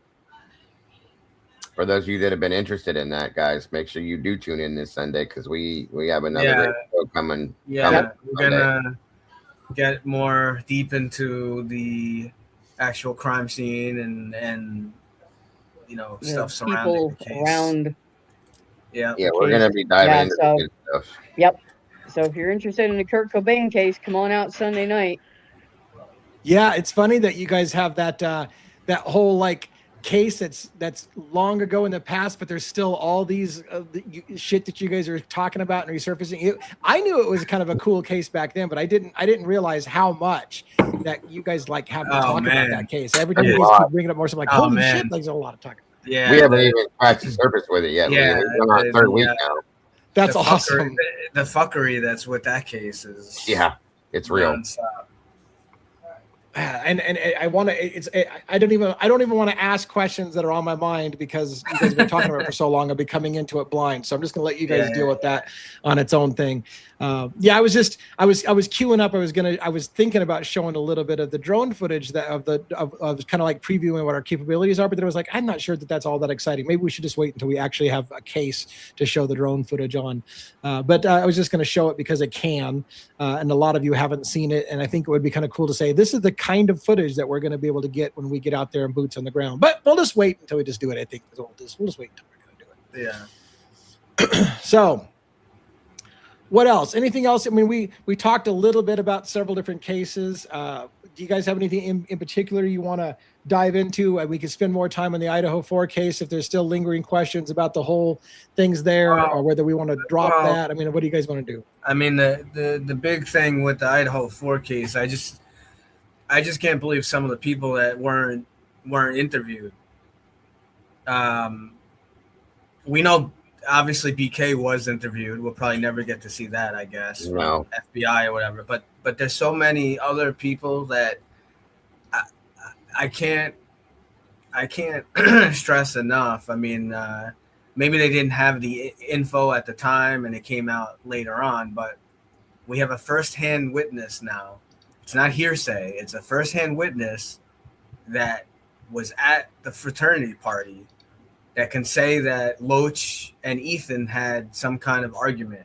Right. I'm not saying, I'll be clear, I'm not saying that Loach committed murder or anything, but to me, that would fall right along the line of, everyone, Jack D is the first, is suspect one, right? Because he had a relationship with Kaylee. Well, I would think that if you have we have the evidence that someone who dies a few hours later had some kind of argument or something or beef with someone at a party, I would think that would be a good place to start, at least with some questioning. Right. And again, what I would like to see in the case is I would like to see how these people were ruled out as suspects, because those rumors were flying around that night, or did officers not ask enough questions and they didn't get to all the alternative? They didn't. I mean, Dago showed there's another fraternity guy that came forward. I think he, whatever he said his name was, he showed it a few days ago or a week ago. Mm-hmm. The guy that hit his name. Oh, Dave. Dave. Yeah, his name isn't Dave, but he said he's Dave. He said that his name in his voice. He said that they didn't come back to the fraternity. That there's a lot of people who were not interviewed. Like we're thinking that all these people were interviewed and whatnot. No, they weren't. No, and there's so much, Lee. Like I was going through the photographs today, like slowly and breaking things down, so on and so forth. I'm gonna tell you what my big deal is now. Is the so-called latent footprint in front of Dylan's door now, right? Yeah. First off, the one photograph we showed, and you could see all of the amino black that was used in her doorway area and it going into her room and everything, right? Yeah. So I misunderstood that all completely when I was reading through the reports and stuff. That footprint that I thought was running, like walking towards her room, into her room, or out of her room, right? Past her room, right? Is parallel with her, the threshold in her doorway. Like, so it looks, when you look at it, it's almost like she stepped out of her room and was standing there straddling the threshold, looking into the living room, like watching something go down, maybe watching somebody be attacked there and that. So that's what I'm seeing now, and it's starting to make me go, yeah, something's wrong. Like you did way more than open your door a crack and see somebody and close the door. You couldn't see the doorway to the kitchen. Something's wrong. And you know what they're going to do is they're going to shame us all for doing what we're doing, which is like, this is why we didn't want to show you the photos, because all you armchair detectives thinking you're going to solve this case, you're morons. You don't know how to read the scene and that you're getting it wrong. And then we'll have people come out and tell us that we're idiots that don't know how to interpret legal documents. And so therefore we're just a bunch of morons. And yet, let me remind you, we have attorneys on the show who say we're reading those legal documents just right. That we're not misunderstanding the legal documents, and we're not misunderstanding the fuckery. And those scenes do not make sense. And then there's some other big info too that I would, I guess we could try to do a FOIA and request it. It has not come out in the documents. One of the things that came out, they make this big deal, and it is a big deal. Probably just about, I won't say everyone, but just about everyone, you have Wi-Fi turned on your phone. And when you are not connected to Wi-Fi, usually people don't click the thing to turn it off. They just leave it. So your phone is constantly trying to connect to Wi-Fi area. And it will create a log. So the document came out that said, I read it. It was like, the last batch of documents that they did try to get the info, and they're trying to get, see the BK's phone, try to connect to the Wi-Fi and all this stuff. That's great. And they should do that. But what about everyone else? What about Ethan? What about Xana? What about Kaylee? What about Maddie? They're on the Wi-Fi. There's going to be a log. There's a log on the router that shows when they were there. Now, that doesn't show where they are in the house. But if we see a log, if we see a log that shows, now that does, again, it's a phone. It's not exactly, that's not proof of life, but it still will show okay, Xana and Ethan, their phone was at such and such, they were in front of the house. They were at the side of, they were in proximity of the Wi-Fi. Yeah. And again, and along with that, same thing, whether they were wearing it or not. I mean, I guess we could try to look through the pictures or photos. They all seem to have Apple. Who was wearing an Apple Watch? Give us the info. I saw Birdie dropped in. He gives me a smile whenever Birdie drops in, and he dropped some money on the show. Thank you so much, Birdie. I'm going to give you a link if you want to jump backstage and join us for a little bit here as well. Somebody did say, by the way, not to derail us, but somebody did say it would be kind of cool to see some of the drone footage capability. I'm not going to show a lot of it, but I think I will, since somebody in here said they wanted to see it. And I've been dying to show you how amazing quality the camera footage is. And it is. Plus, I want to make you a little jealous about where I live. Like, it's kind of nice here. It's kind of nice. So I'm going to show you just a little bit. And if Birdie wants to join us on stage, he just wants to ensure that everybody knows that his drone's bigger than mine. That's all. Right. Yeah. I thought I'd show everyone. I'd put it on. In fact, if we could put your drone up next to mine on screen, just so we can have the comparison, that'd be great. But, there's my drone. All right, hold on. Let me play a little piece of this. I'll kind of skip through some of it, but I want you to see the quality of some of this video footage. I think you should be able to hear it with sound. Do you hear sound? Yeah, we hear it. Yeah.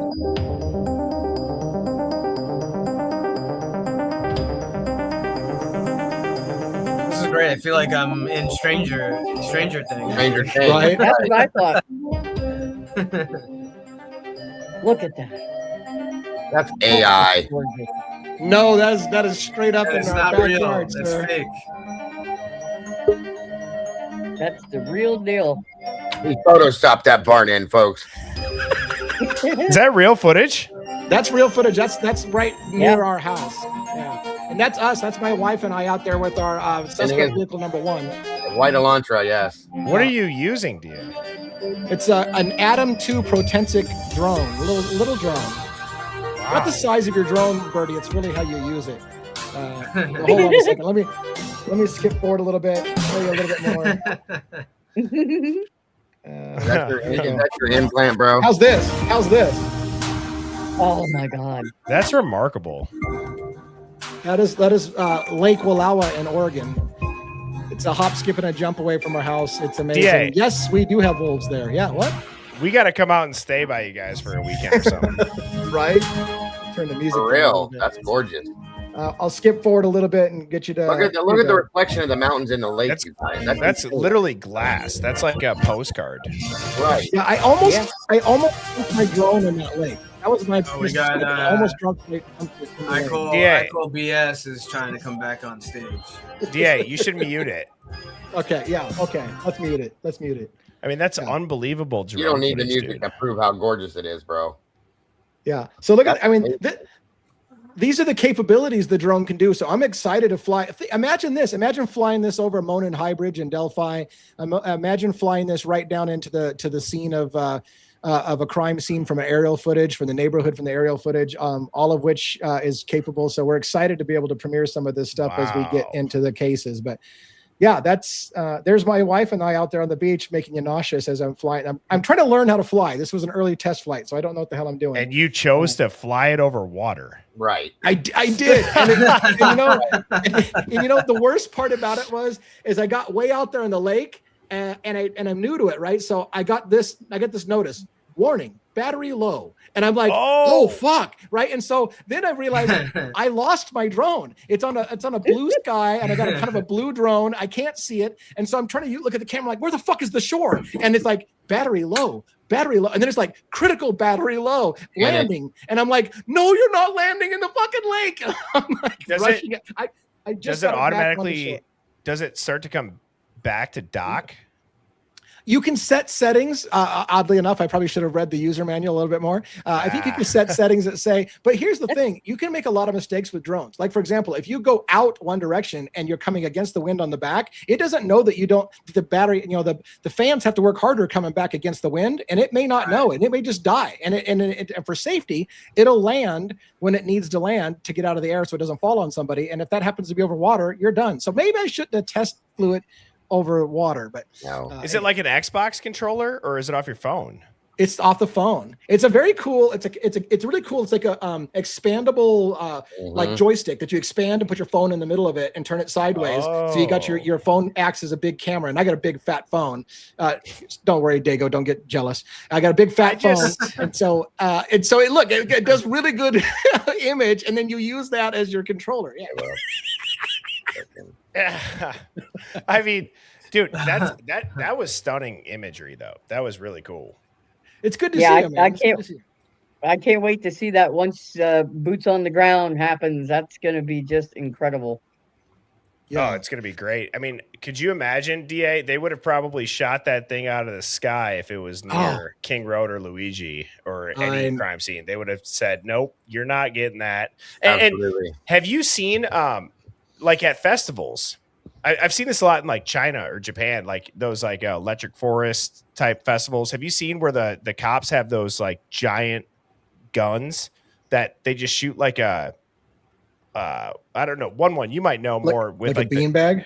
It just like it takes the connection off of who's ever controlling the drone, and the drone just drops. No. Is that like it's like an EMP gun or something? I don't know. It is. We're actually not even allowed to use that. It's like FBI and what they do here, they actually do use it here. They're really strict with drone laws around New York City. Like you can't really fly almost anywhere, but where that comes into play a lot is during like July 4th, like the fireworks and stuff. What they do is the Coast Guard, they have that technology and they use it. They knock and it just shuts down the connection from whatever. Yep. What if there was a see, now I'm going all crazy. I was just gonna say that because can you take it over and fly it, or what if it just drops and there's like a bomb on it? Like I've watched too many Ukraine drone footage videos on X. That's pretty wild, dude, to think of. And I'm learning a lot about drones.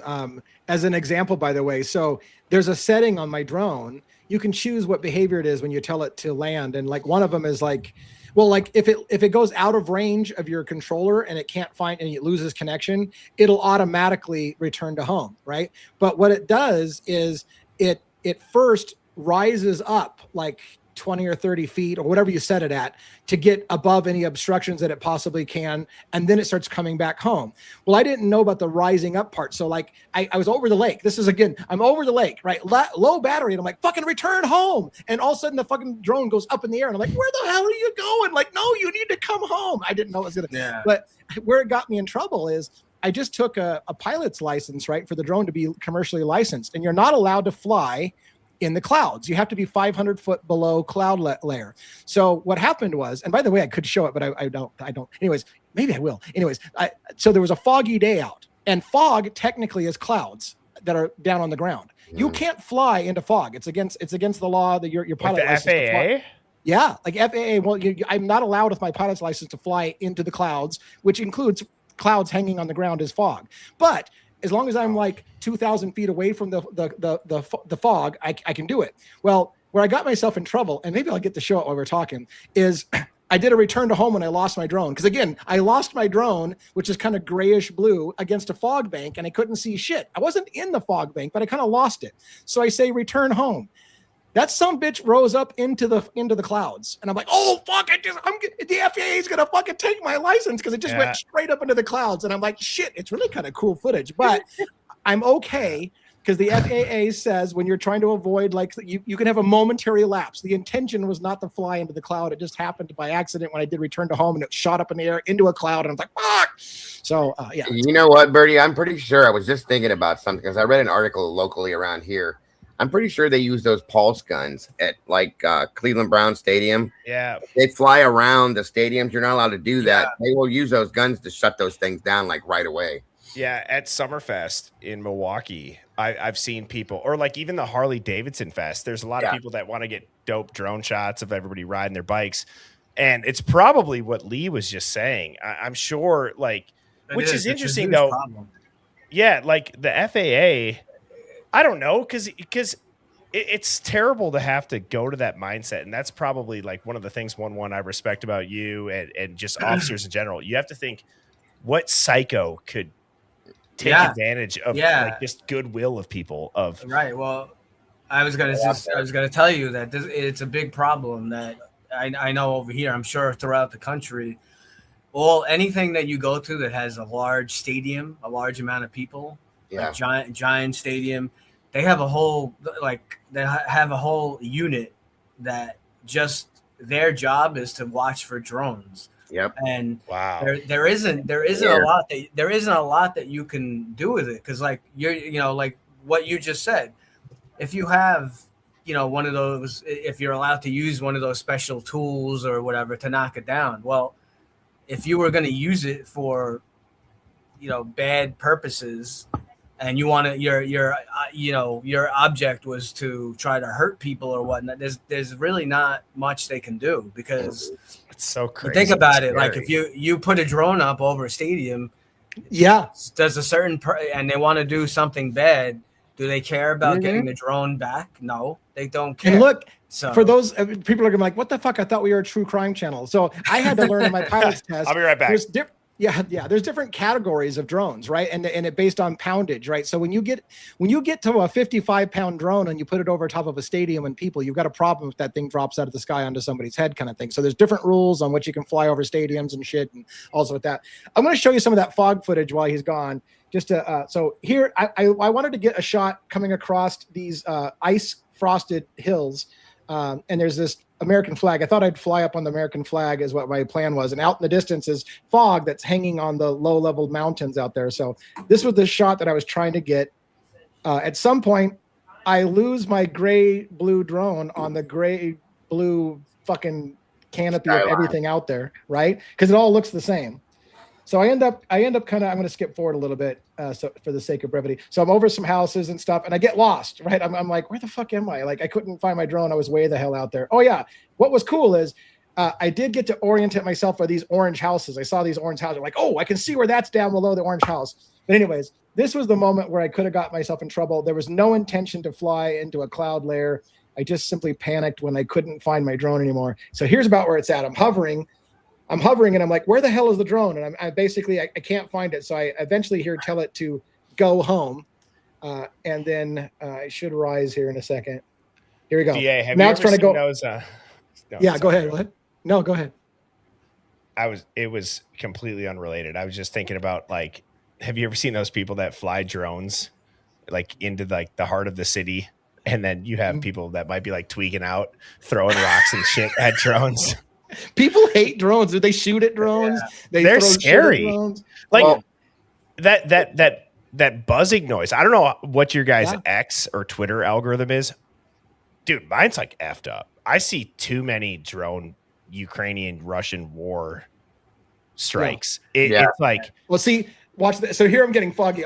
My drone is now up in a cloud, and I'm like, fuck, I'm gonna get arrested because like I'm not supposed to be. I'm not supposed to be that fucking high. I think it goes a lot more than that's up there, bro. Jesus. What's the limit it can get up to? What is the max altitude? Well, the legal limit is 400 feet above ground level, and so most drones are kind of set to cap out at 400 feet above ground level if it knows where the ground level is. But you can get problems with that because you can technically go higher, like legally I'm allowed to fly over a tower. So if the tower is 800 foot, I can be 400 foot above the 800 top tower. So I can go way the fuck up there as long as I can still see the drone.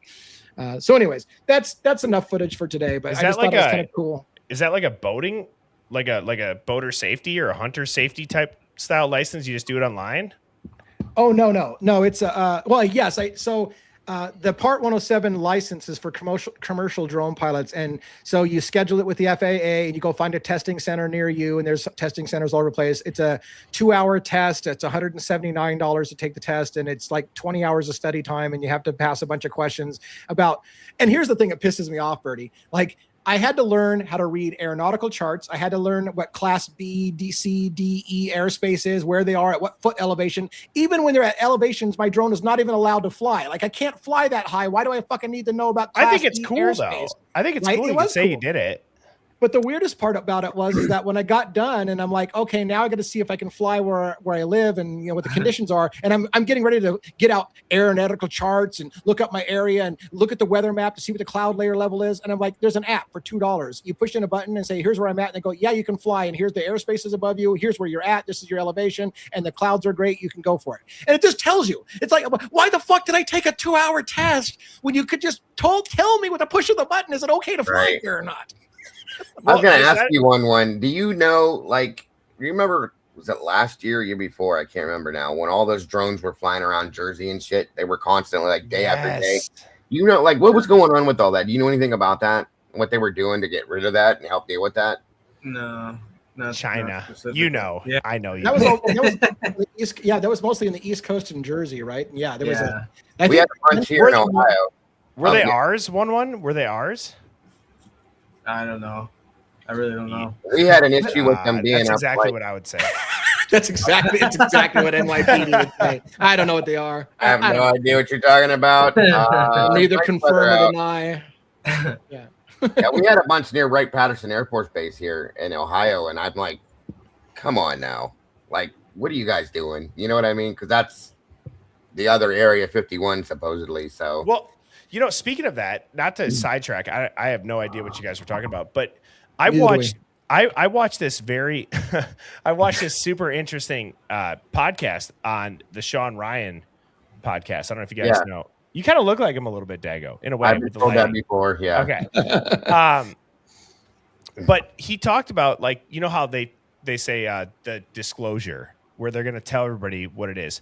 And this guy had a really interesting take, and he said, I do wonder if the disclosure into telling us about aliens or non-worldly things is really because it is this world, and it's just they don't want to tell you. Is that why they're not disclosing it? It's not necessarily that it's out of Earth's realm. It's that it's a part of Earth, and they don't know how to explain this technology has existed for as long as it has. Yes, I've watched that. Yeah, that's pretty wild. That's very interesting episode. Yes. It's funny that you mentioned it. I got really heavy into the drones, the Jersey drones on the East Coast. And it was before I got my pilot's license. And the FAA knows what's in the airspace. When you get to the size, those drones were the size of small cars. They were they were big drones in this. Right. They were big. And so really I looked it up and we found out the model of the drones. There was a company that made 2 versions of the drones that you were seeing up there in the air. So I did a lot of research on it, and it got to the level where the Pentagon made a release about whether or not we were safe, whether the East Coast was safe, and whether the drones were ours. Really? Or not. And I saw it it was on CNN. It was all over the thing, and it got to be a big deal. And they were, and basically it was funny because for a while they were telling we don't know who it is, and I'm like, yeah, fuck you, do you can't. How do you tell people that you don't know what's in your airspace? Because if it's one of ours, they're going to know what it is because it has to be registered. And if it's not one of ours, then you've got a problem if somebody can fly drones off your coast. So anyways, the whole thing was a shit show. I got into it more than you think. And I talked about it on TikTok before I came over to YouTube, and I never brought that shit over to YouTube. I was covering it too for a while because like I said, it was fine when it was in Jersey and over in New York and stuff like that. And then New York. Yeah. Then it started showing up here, and I'm like, I'm getting a little nervous now. We were seeing them around my area too, and they were SRB, my one mod. They were right by her house, tons of them. I'm like, what the hell's going on, you guys? I was getting a little freaked out. So, I will tell you. Sorry, Bertie. Hold on. I'll be quick. I do want to say I ultimately believe those drones were our own government testing something about. I agree. And they just didn't want to admit it. They didn't want to tell people, so they kind of did the whole "we don't know what it is" kind of thing. But you're safe because they only know they're safe because they were doing testing. It was related to an Air Force base. It was all over an Air Force base. I think they were doing some testing and they just didn't want to admit what exactly it was. Yep, I agree. I think it was Amazon. I think it was Amazon because Amazon is going to be getting their drones out there now, apparently. Maybe Amazon was testing their drones to see how well they can deliver those groceries. Yeah. Wait, we've had Robin. them here. We've had the Amazon drones. I've seen 2 of them now out here delivering shit. It's weird. Wait, Robin, you're saying that a billionaire like Jeff Bezos that has nothing to chase for money would just probably manipulate the public to believe something that's not true? No. No. Come on. Right? But so I know, silly me. So my wife's family is from Virginia, And this was we went out there for Christmas 2 years ago. And when we landed, my mother-in-law's husband, he's like, dude, I got a picture of a drone that's over our house. And I go, are you serious? Like, I want to see this. And so he shows me this picture on his phone. He's like, you got to zoom in. And it's like that big ass black dude leaning on the end of the bed on the drone. Nice. Everybody probably knows what I'm talking about. Yeah. And that was like within 30 seconds. You got to really lean in and look good. Yeah. You gotta look real close to it. Yeah. We were like in the airport, and I'm like, damn, dude, you're gonna end up on a list for that. Like That's awesome. I love it. Oh, That's my people are type probably of wondering humor. what the hell just happened. We've become a complete like random shit about drones. There and is nothing wrong conspiracies with talking off key a little bit every now and You then. know- It kills the No. monotony. yeah. Go ahead. I was gonna say, Lee, I did a call-in show tonight, and I had Esty call in. Oh yeah, how'd it go? It went good. He brought up some good point. Like, okay, so not to hijack this back to Idaho 4, but I'm assuming No, you it's guys okay. have seen the photos that have been released. Yep. Yeah.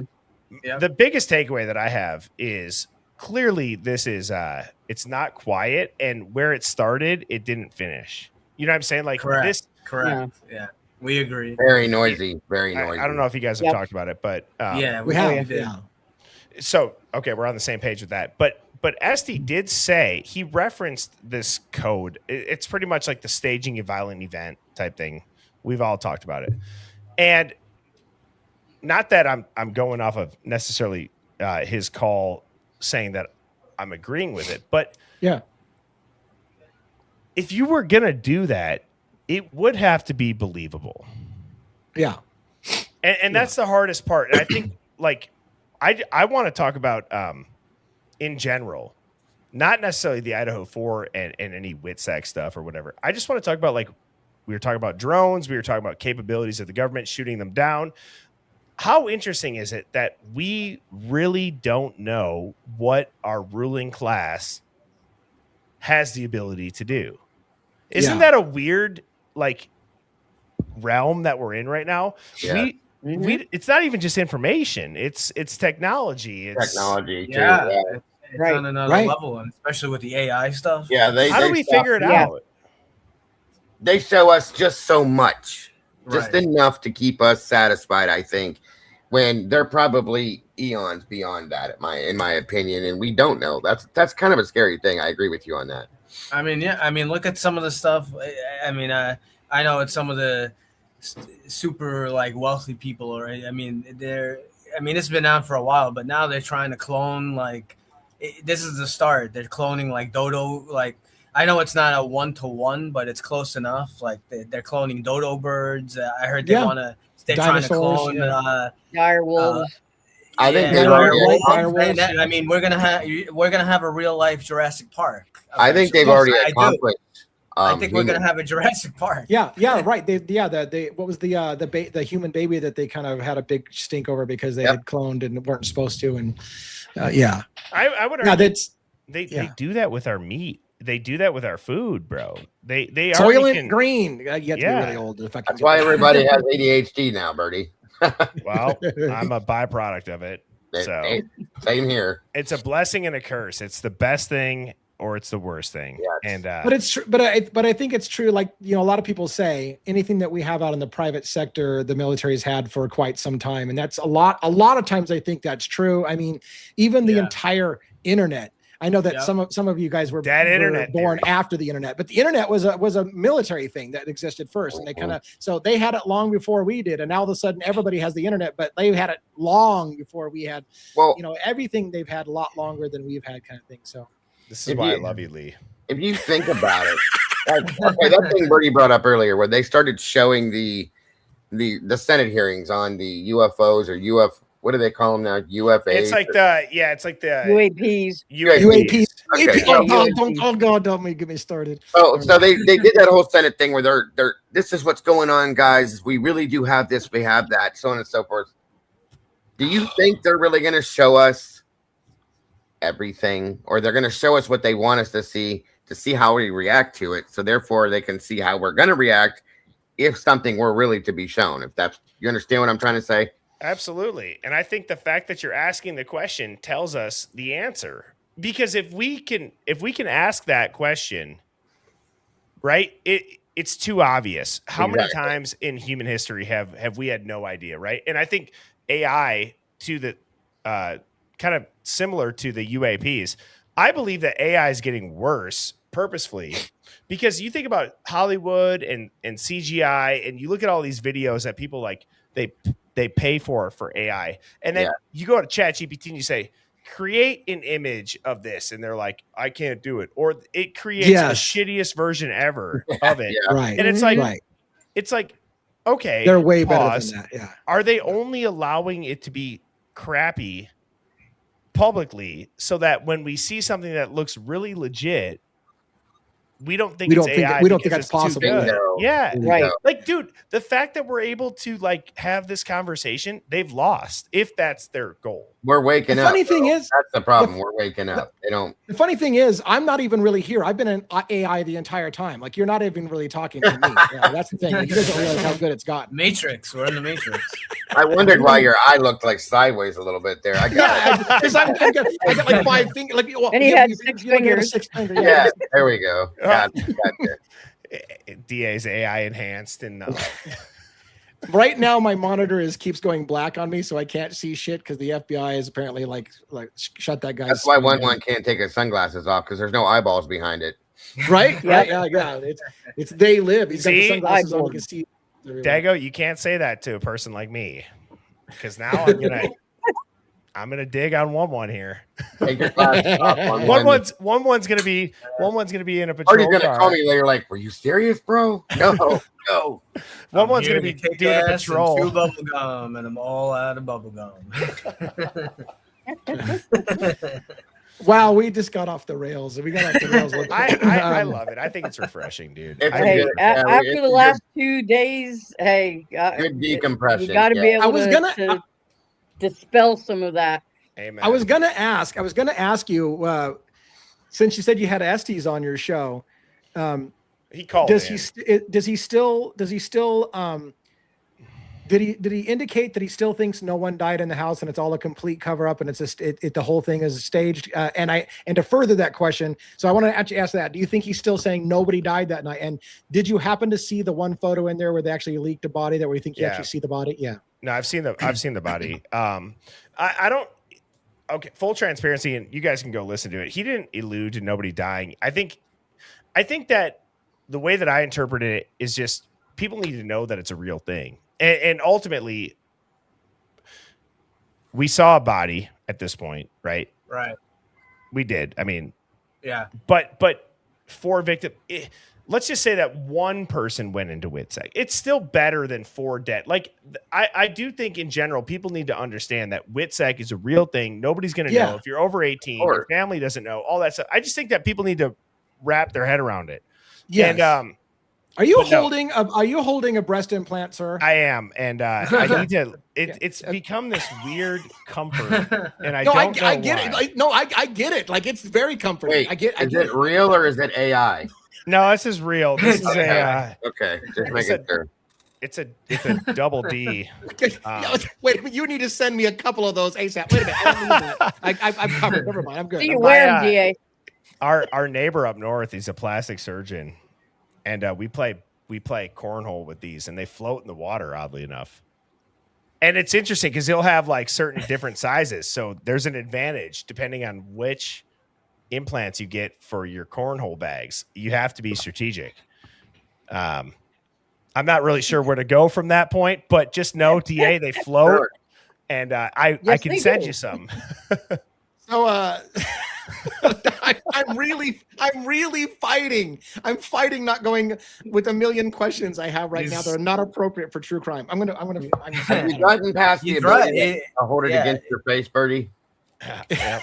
Oh, Birdie's he's telling the truth, because when I'm a certified scuba diver, and when I went through going through that course, that actually comes up. So women actually float a lot better. Oh, really? They can find their natural buoyancy level. Everyone has a natural buoyancy level in the water. So like you're not swimming, you just kind of completely buoyant, and women have an easier time floating. So it's a life-saving device as well. It is. I just had to prove that people do read the chat. We do read the chat. Actually, we do. Oh man, I love you guys. We're not the best at addressing the chat. Bertie's way better at addressing his chat. I don't address the chat as much as I should, but I do see it. I do watch it. So I'm sorry. I realize that we're kind of all over the place, but we're what? We're all over the place tonight. Oh. We're all over the place. So forget about it. Yeah. What were you gonna ask me about these bad boys, huh? Oh, I was gonna make a joke like, oh my God, like, so you said a plastic surgeon, right? Like in real life, or this is gonna be inappropriate. In real life, women are not exactly symmetrical. Like it's not uncommon for one side to be a little bigger than the other. So does a plastic surgeon make them more symmetrical so that they get both exactly the same, or do they still keep that realistic? Like, why did I fucking go there? This is not a true crime question. You made me ask a question, but I'm just, as a plastic surgeon. They have to. I can answer that. They have to, because have you ever tried to buy a bra for uneven boobs? I have not. I only wear them when people aren't looking and I'm off camera. Made them totally uneven. Sorry, you better refund my money, buddy. Wow. Okay. Live from New York. Yeah. Somebody said you asked a plastic surgeon friend, has a woman ever asked to be purposely a little off symmetrical, or do you guys want to get nuts? Let's get nuts. Let's call them. All right. You can call them up. You know what? We got a lot of questions. I got most questions today. Yeah. How much do you make a year before taxes? Yeah, exactly. Right? Yeah, exactly. No, but dude, side note, plastic surgery too. Going to I'm not trying to just completely course correct here. There's this rapper that I've listened to back in the day when I was like playing college football, Kevin Gates. He talks a lot about how in one of his songs he references he's got a private doctor, $2 million if he goes on the run, he'll do facial reconstruction surgery. Okay, and I think about that. I'm like, how good is AI facial recognition if you get your nose done or you get your jaw trimmed? And people do this. And that's to that point. It's like, if you're wealthy enough that you can do this and you grow out your beard or you grow your hair out or you lose weight, you gain weight, whatever it is, right? Like, are you able to be not just unrecognizable to the human eye, but what AI would read? I wonder if it would change it enough. Good question. That's a good question. I believe it's probably good. I mean, to make some kind of fucking half-assed attempt to bring this back to true crime. I've said this. I've said this about AI. With this shit, dude. Right. This is a true crime channel. God damn it! So listen, damn it. I've asked the question before. We're getting so good at the AI. When's the first time a criminal is going to be able to go into court and be presented with video evidence of here's you committing the crime and go, well, that's not me. That's AI. My 15-year-old could make it look like I just did that crime. I wasn't there. Like, how are we going to argue that in court now? We're already there. They did with Tyler Robinson. Do you remember when? Okay, I remember flipping out when they first showed Charlie Kirk situation. They showed the two photographs of Robinson side by side. One was him, one was not him, and I'm like, who the fuck is that guy? Yeah. It's already there at that point. I'm sorry, but right, because the public doesn't. I'm not attacking the public, but there's too many people that they don't know. They think that stuff is just about DNA and stuff like that. They don't realize one of the ways that you can, that we do. Actually, what we're trained in law enforcement. Obviously, someone gives you, we get their ID, and one of the ways you can try to see if someone is who they say they are, you can check their ear. No, there are no two people that have the same ears. Yep. Okay. Right. Even identical twins, they do not have the same ears. But a lot of people don't know that. Right. I do because I've had you on the show Yes. enough that I have learned Yes. the ear thing. I was going to ask you during the plastic surgery, you'd have to get your ears done too. Can I give you guys a theory on that? And Dago, to your point. Okay, so you had said how, or to Lee's original point, saying, how are we going to know if this is AI, if it's you're fabricating me committing a crime when I'm not? Dago brought up, Tyler Robinson. Mhm. Do you know how, like, in big pharma, they have a medicine that they'll patent, and then they sometimes buy a company that could have ruined that medication just to shelf it? I believe that they're doing that with AI for showing it's AI. Like, I believe that because how is there not a company that's out there that's able to through and through prove this is AI generated? Like, you might see Grok, you might see the current companies that produce AI tell you, but there's no like third party, completely unrelated and regulated to monitoring AIs on what is AI generated. And I find that very odd. Like, there's some, but I do wonder if these companies are getting gobbled up similar to big pharma or big medicine, and then they're shelved. Yeah. Yeah. Well, and it's funny because some people in the chat are saying, "Can we get back to true crime, please?" And yes, I do read the chat. But along that line, I do read the chat. I learned a long time ago that like with electric cars and gasoline, right? There would be companies that are involved in the production of oil and gas who would pay for funding for colleges to try to invent a car that runs on corn or whatever. And they did it because then they own the copyright and can keep it from ever being published. So they fund the research to prove that it can be done without gas. And then they go, well, we own that. We actually paid for the right for that to be researched. And so we're just going to not let that. We own the copyright on it and it won't come out. It's just diabolical. It is diabolical. Going back to that, like the true crime version of something like what you guys just said, there was a story that I covered a while back. It was we were bored, so we did something extra about this guy that he figured out a way to run a car off of,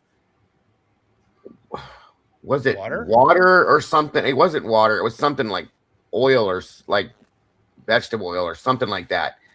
And I can't remember when we covered it, but we covered like two versions of it. One, the first story when it first came out and so on and so forth, and the second one, then the guy disappeared. Oh, of course. Mysterious heart attack, car accident, suicide. He just disappeared, and I was like, okay. I can take it back to the true. Yeah, well, look at Nikolai Tesla. I mean, he was gonna have time travel. I mean, he had a million things, but the big thing he was making something that was gonna probably make electricity kind of like free for everyone. Oops. I meant to keep that pinned because somebody, and look, if you can find that comment again from Queen of Denial, we'll pin it again. But I do so with a tinge of reservation because you're ultimately getting to the question that nobody died again. Did we just fake the whole thing? But do you guys want? You guys have at this question. You guys have at that question. That's a great question, Queen of Denial. Yeah. I mean, again, let's put on the tinfoil hat here, but let's also understand it's possible, right? I mean, Kris Jenner's on her third head, for God's sakes, right? I mean, like, jokes aside, you can do it, and it's a good front.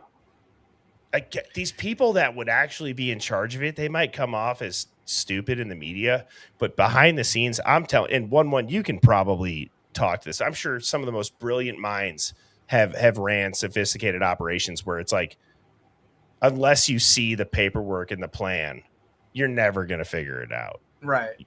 That's true. And DA, we're talking about getting back to true crime. Do you mind?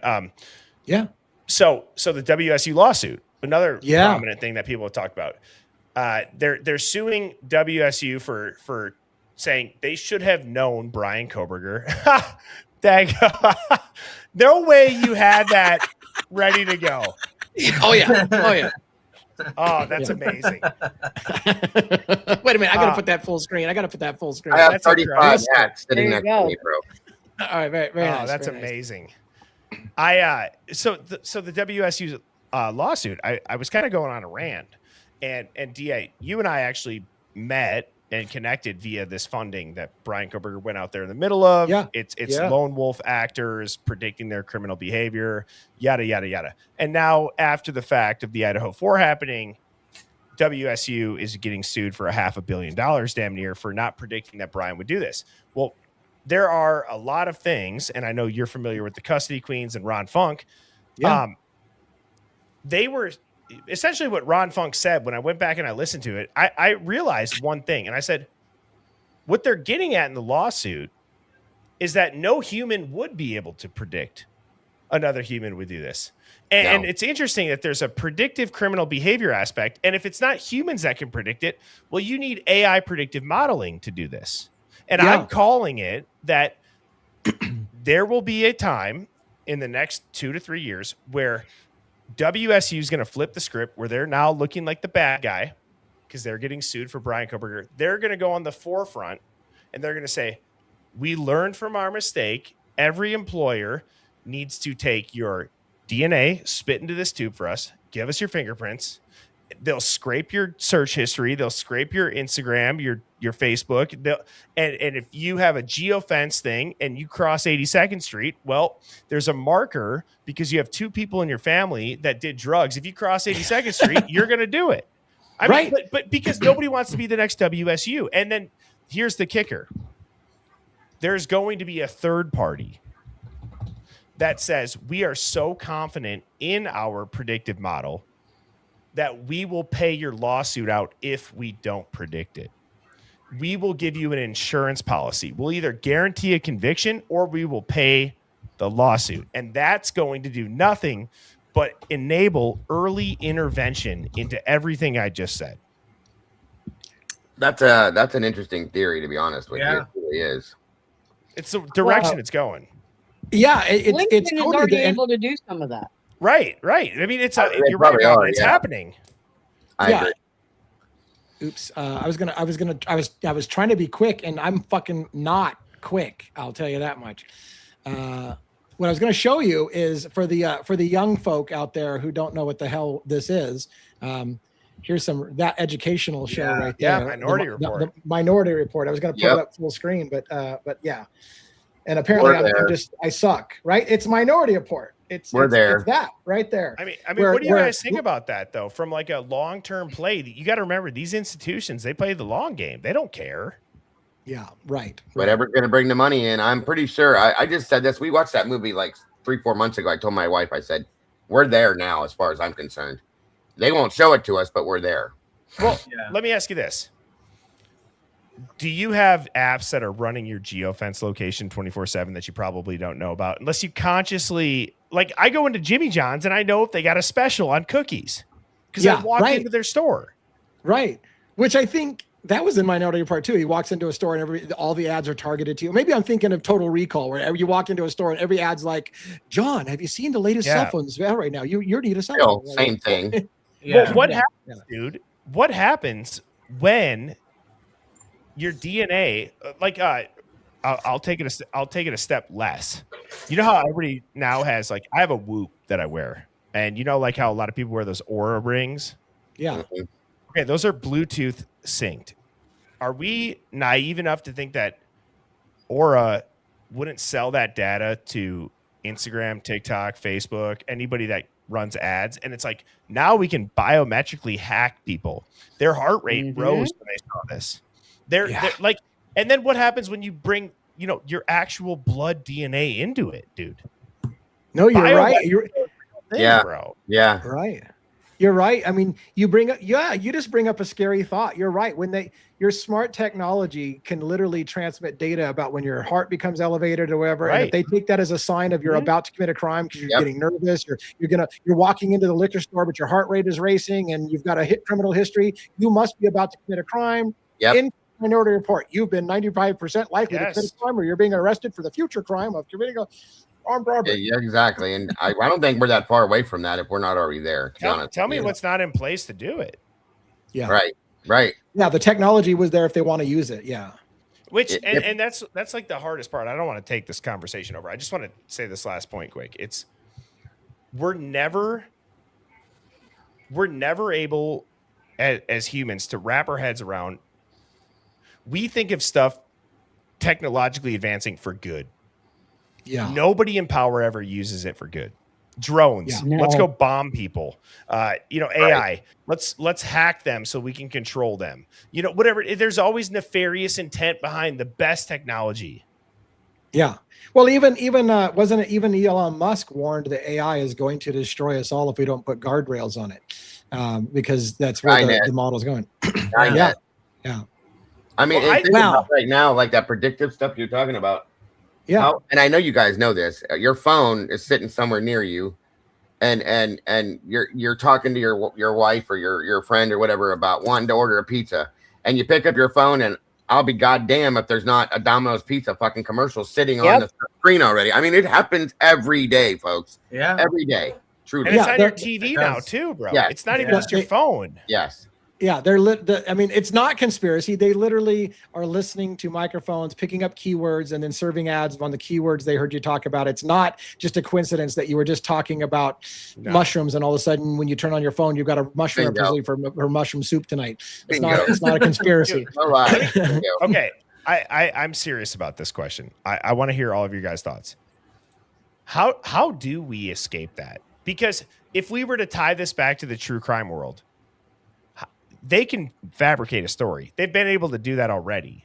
How do we escape this digital theorized world where they can make your digital footprint look like something it's not? How do we get out of it? And not only that, but it's a good question, but not only that, it's what the other thing I bitch about is the average citizen doesn't understand the science. So they baffle juries with science and basically say, you need to trust us. The science says they did it. And then the jury just goes, well, okay, you know what? I can't keep up with the science. If the science says they did it, then it must be true, because science doesn't lie. So the only way to avoid it is to go 100% off grid, I believe, and just disappear and not be part of society. Truly. I mean, right. It's scary because if that's, and here's the thing, like, people don't mention the counter side to this though. I mean, I'm going to be unpopular here, but in reality, it's in a way a good thing that I only see ads that are about shit that I actually give a shit about. I don't have to see a bunch of worthless ads, because there is a benefit to me as a consumer. I'm seeing shit that I actually care about, and they're pretty good at targeting ads to me of things that I'm actually interested in. So one could argue that's okay.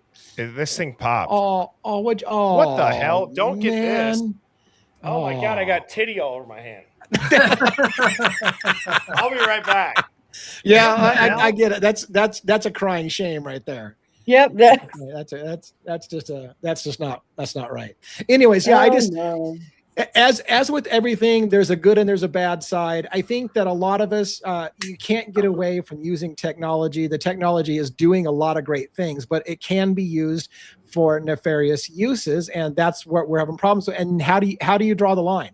Because when law enforcement, and it's not like, I'm not trying to pick on law enforcement. When law enforcement and the judicial system uses technology against people and weaponizes the technology against citizens to put people in jail for things, that's something we don't want. Society, well, the population doesn't want.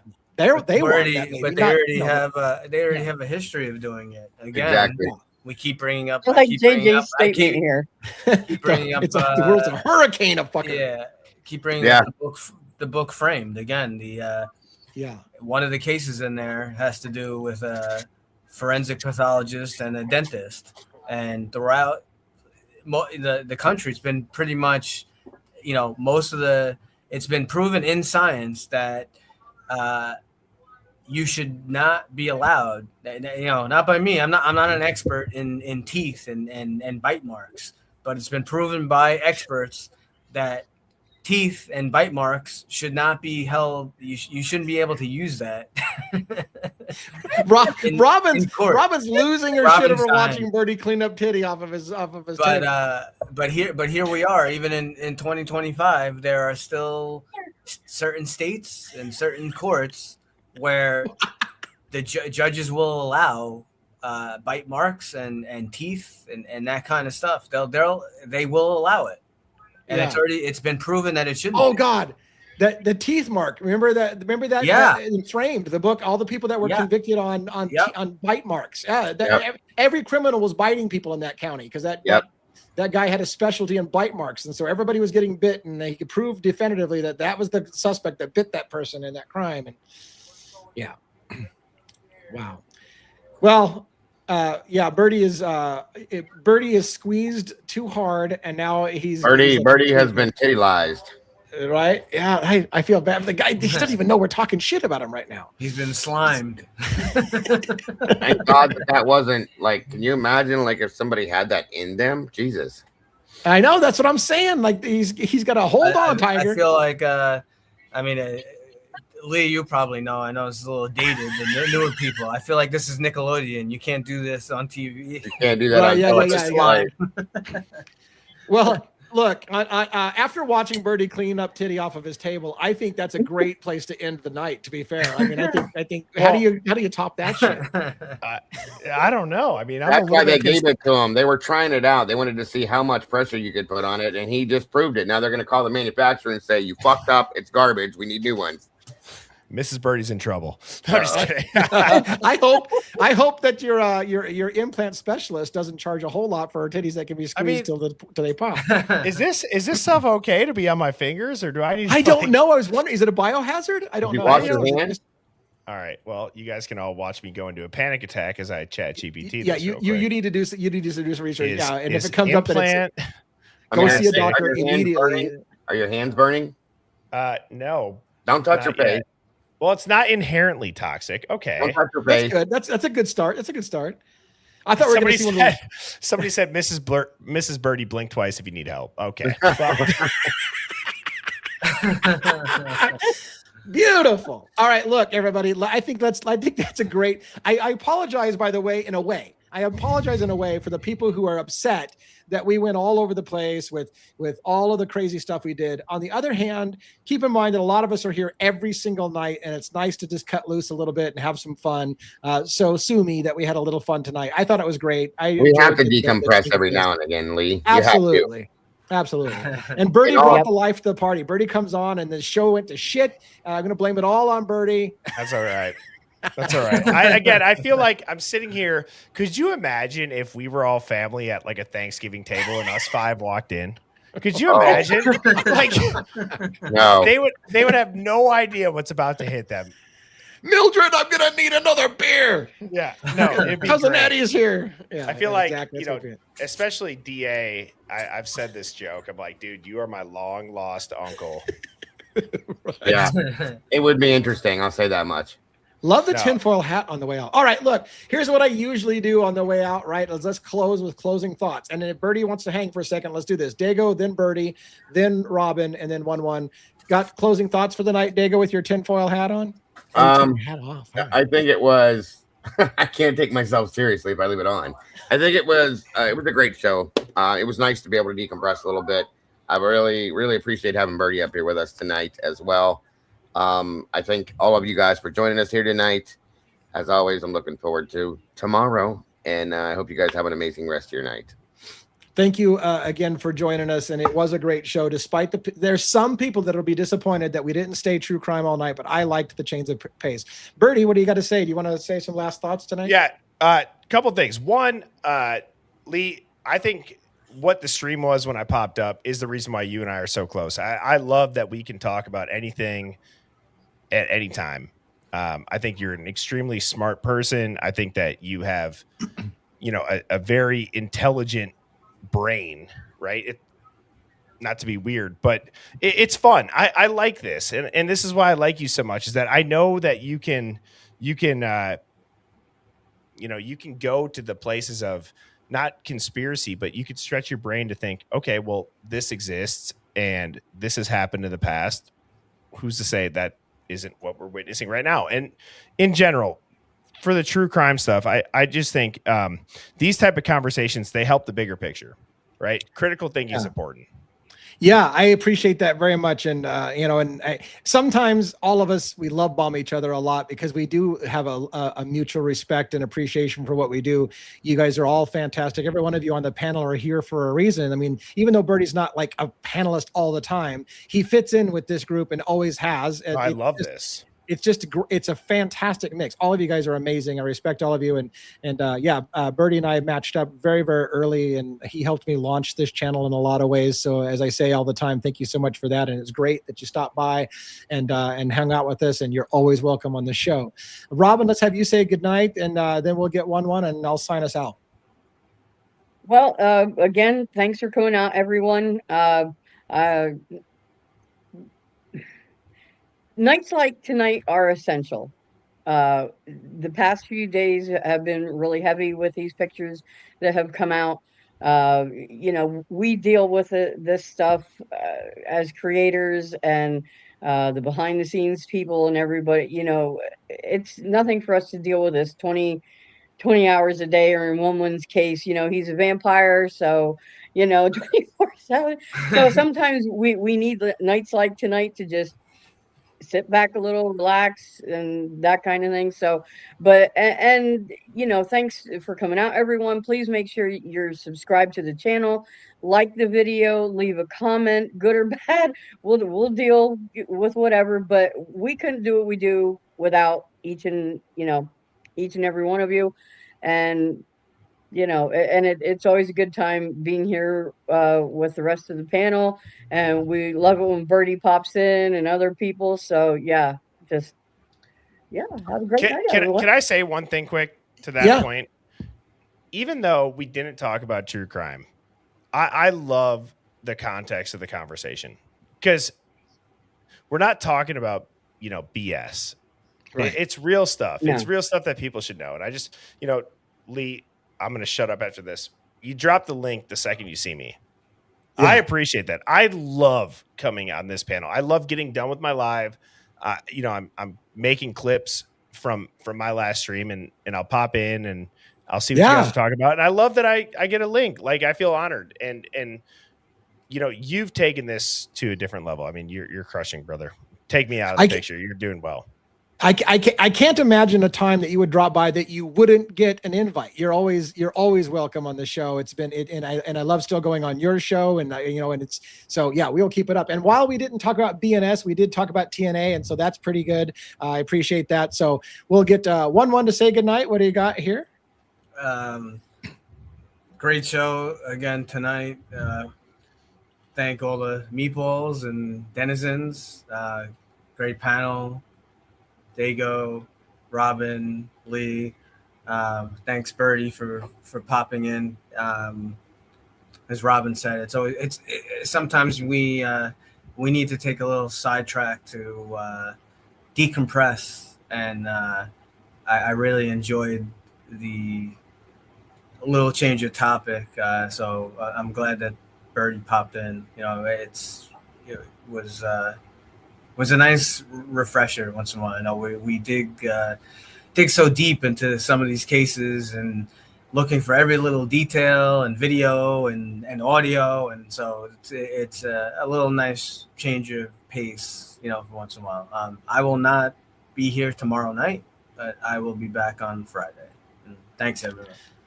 And I apologize. I did have the chat turned off during a lot of these closing remarks, and it's unfortunate because a lot of people were showing love to all the panelists and saying how much they love you being on the channel. And you guys may not have been able to always see those chat because I had it hidden for the closing, and I should have let you guys see it. Hopefully you're seeing a little bit of that. You guys all have lots of support in the chat, and everybody loves what we're doing here and loves the feel of the show. So with that, I will say, everybody, thank you for coming and letting us have some freedom to talk about drones and titties and silicone implants and Minority Report, predictive policing, and all that shit. It was a lot of fun. It was great. I loved it. So until next time, every night, 6 p.m. Pacific Standard Time. We'll see you again tomorrow night on Crimes After Dark. Have a good one. Have a great night, folks. Talk about popping in.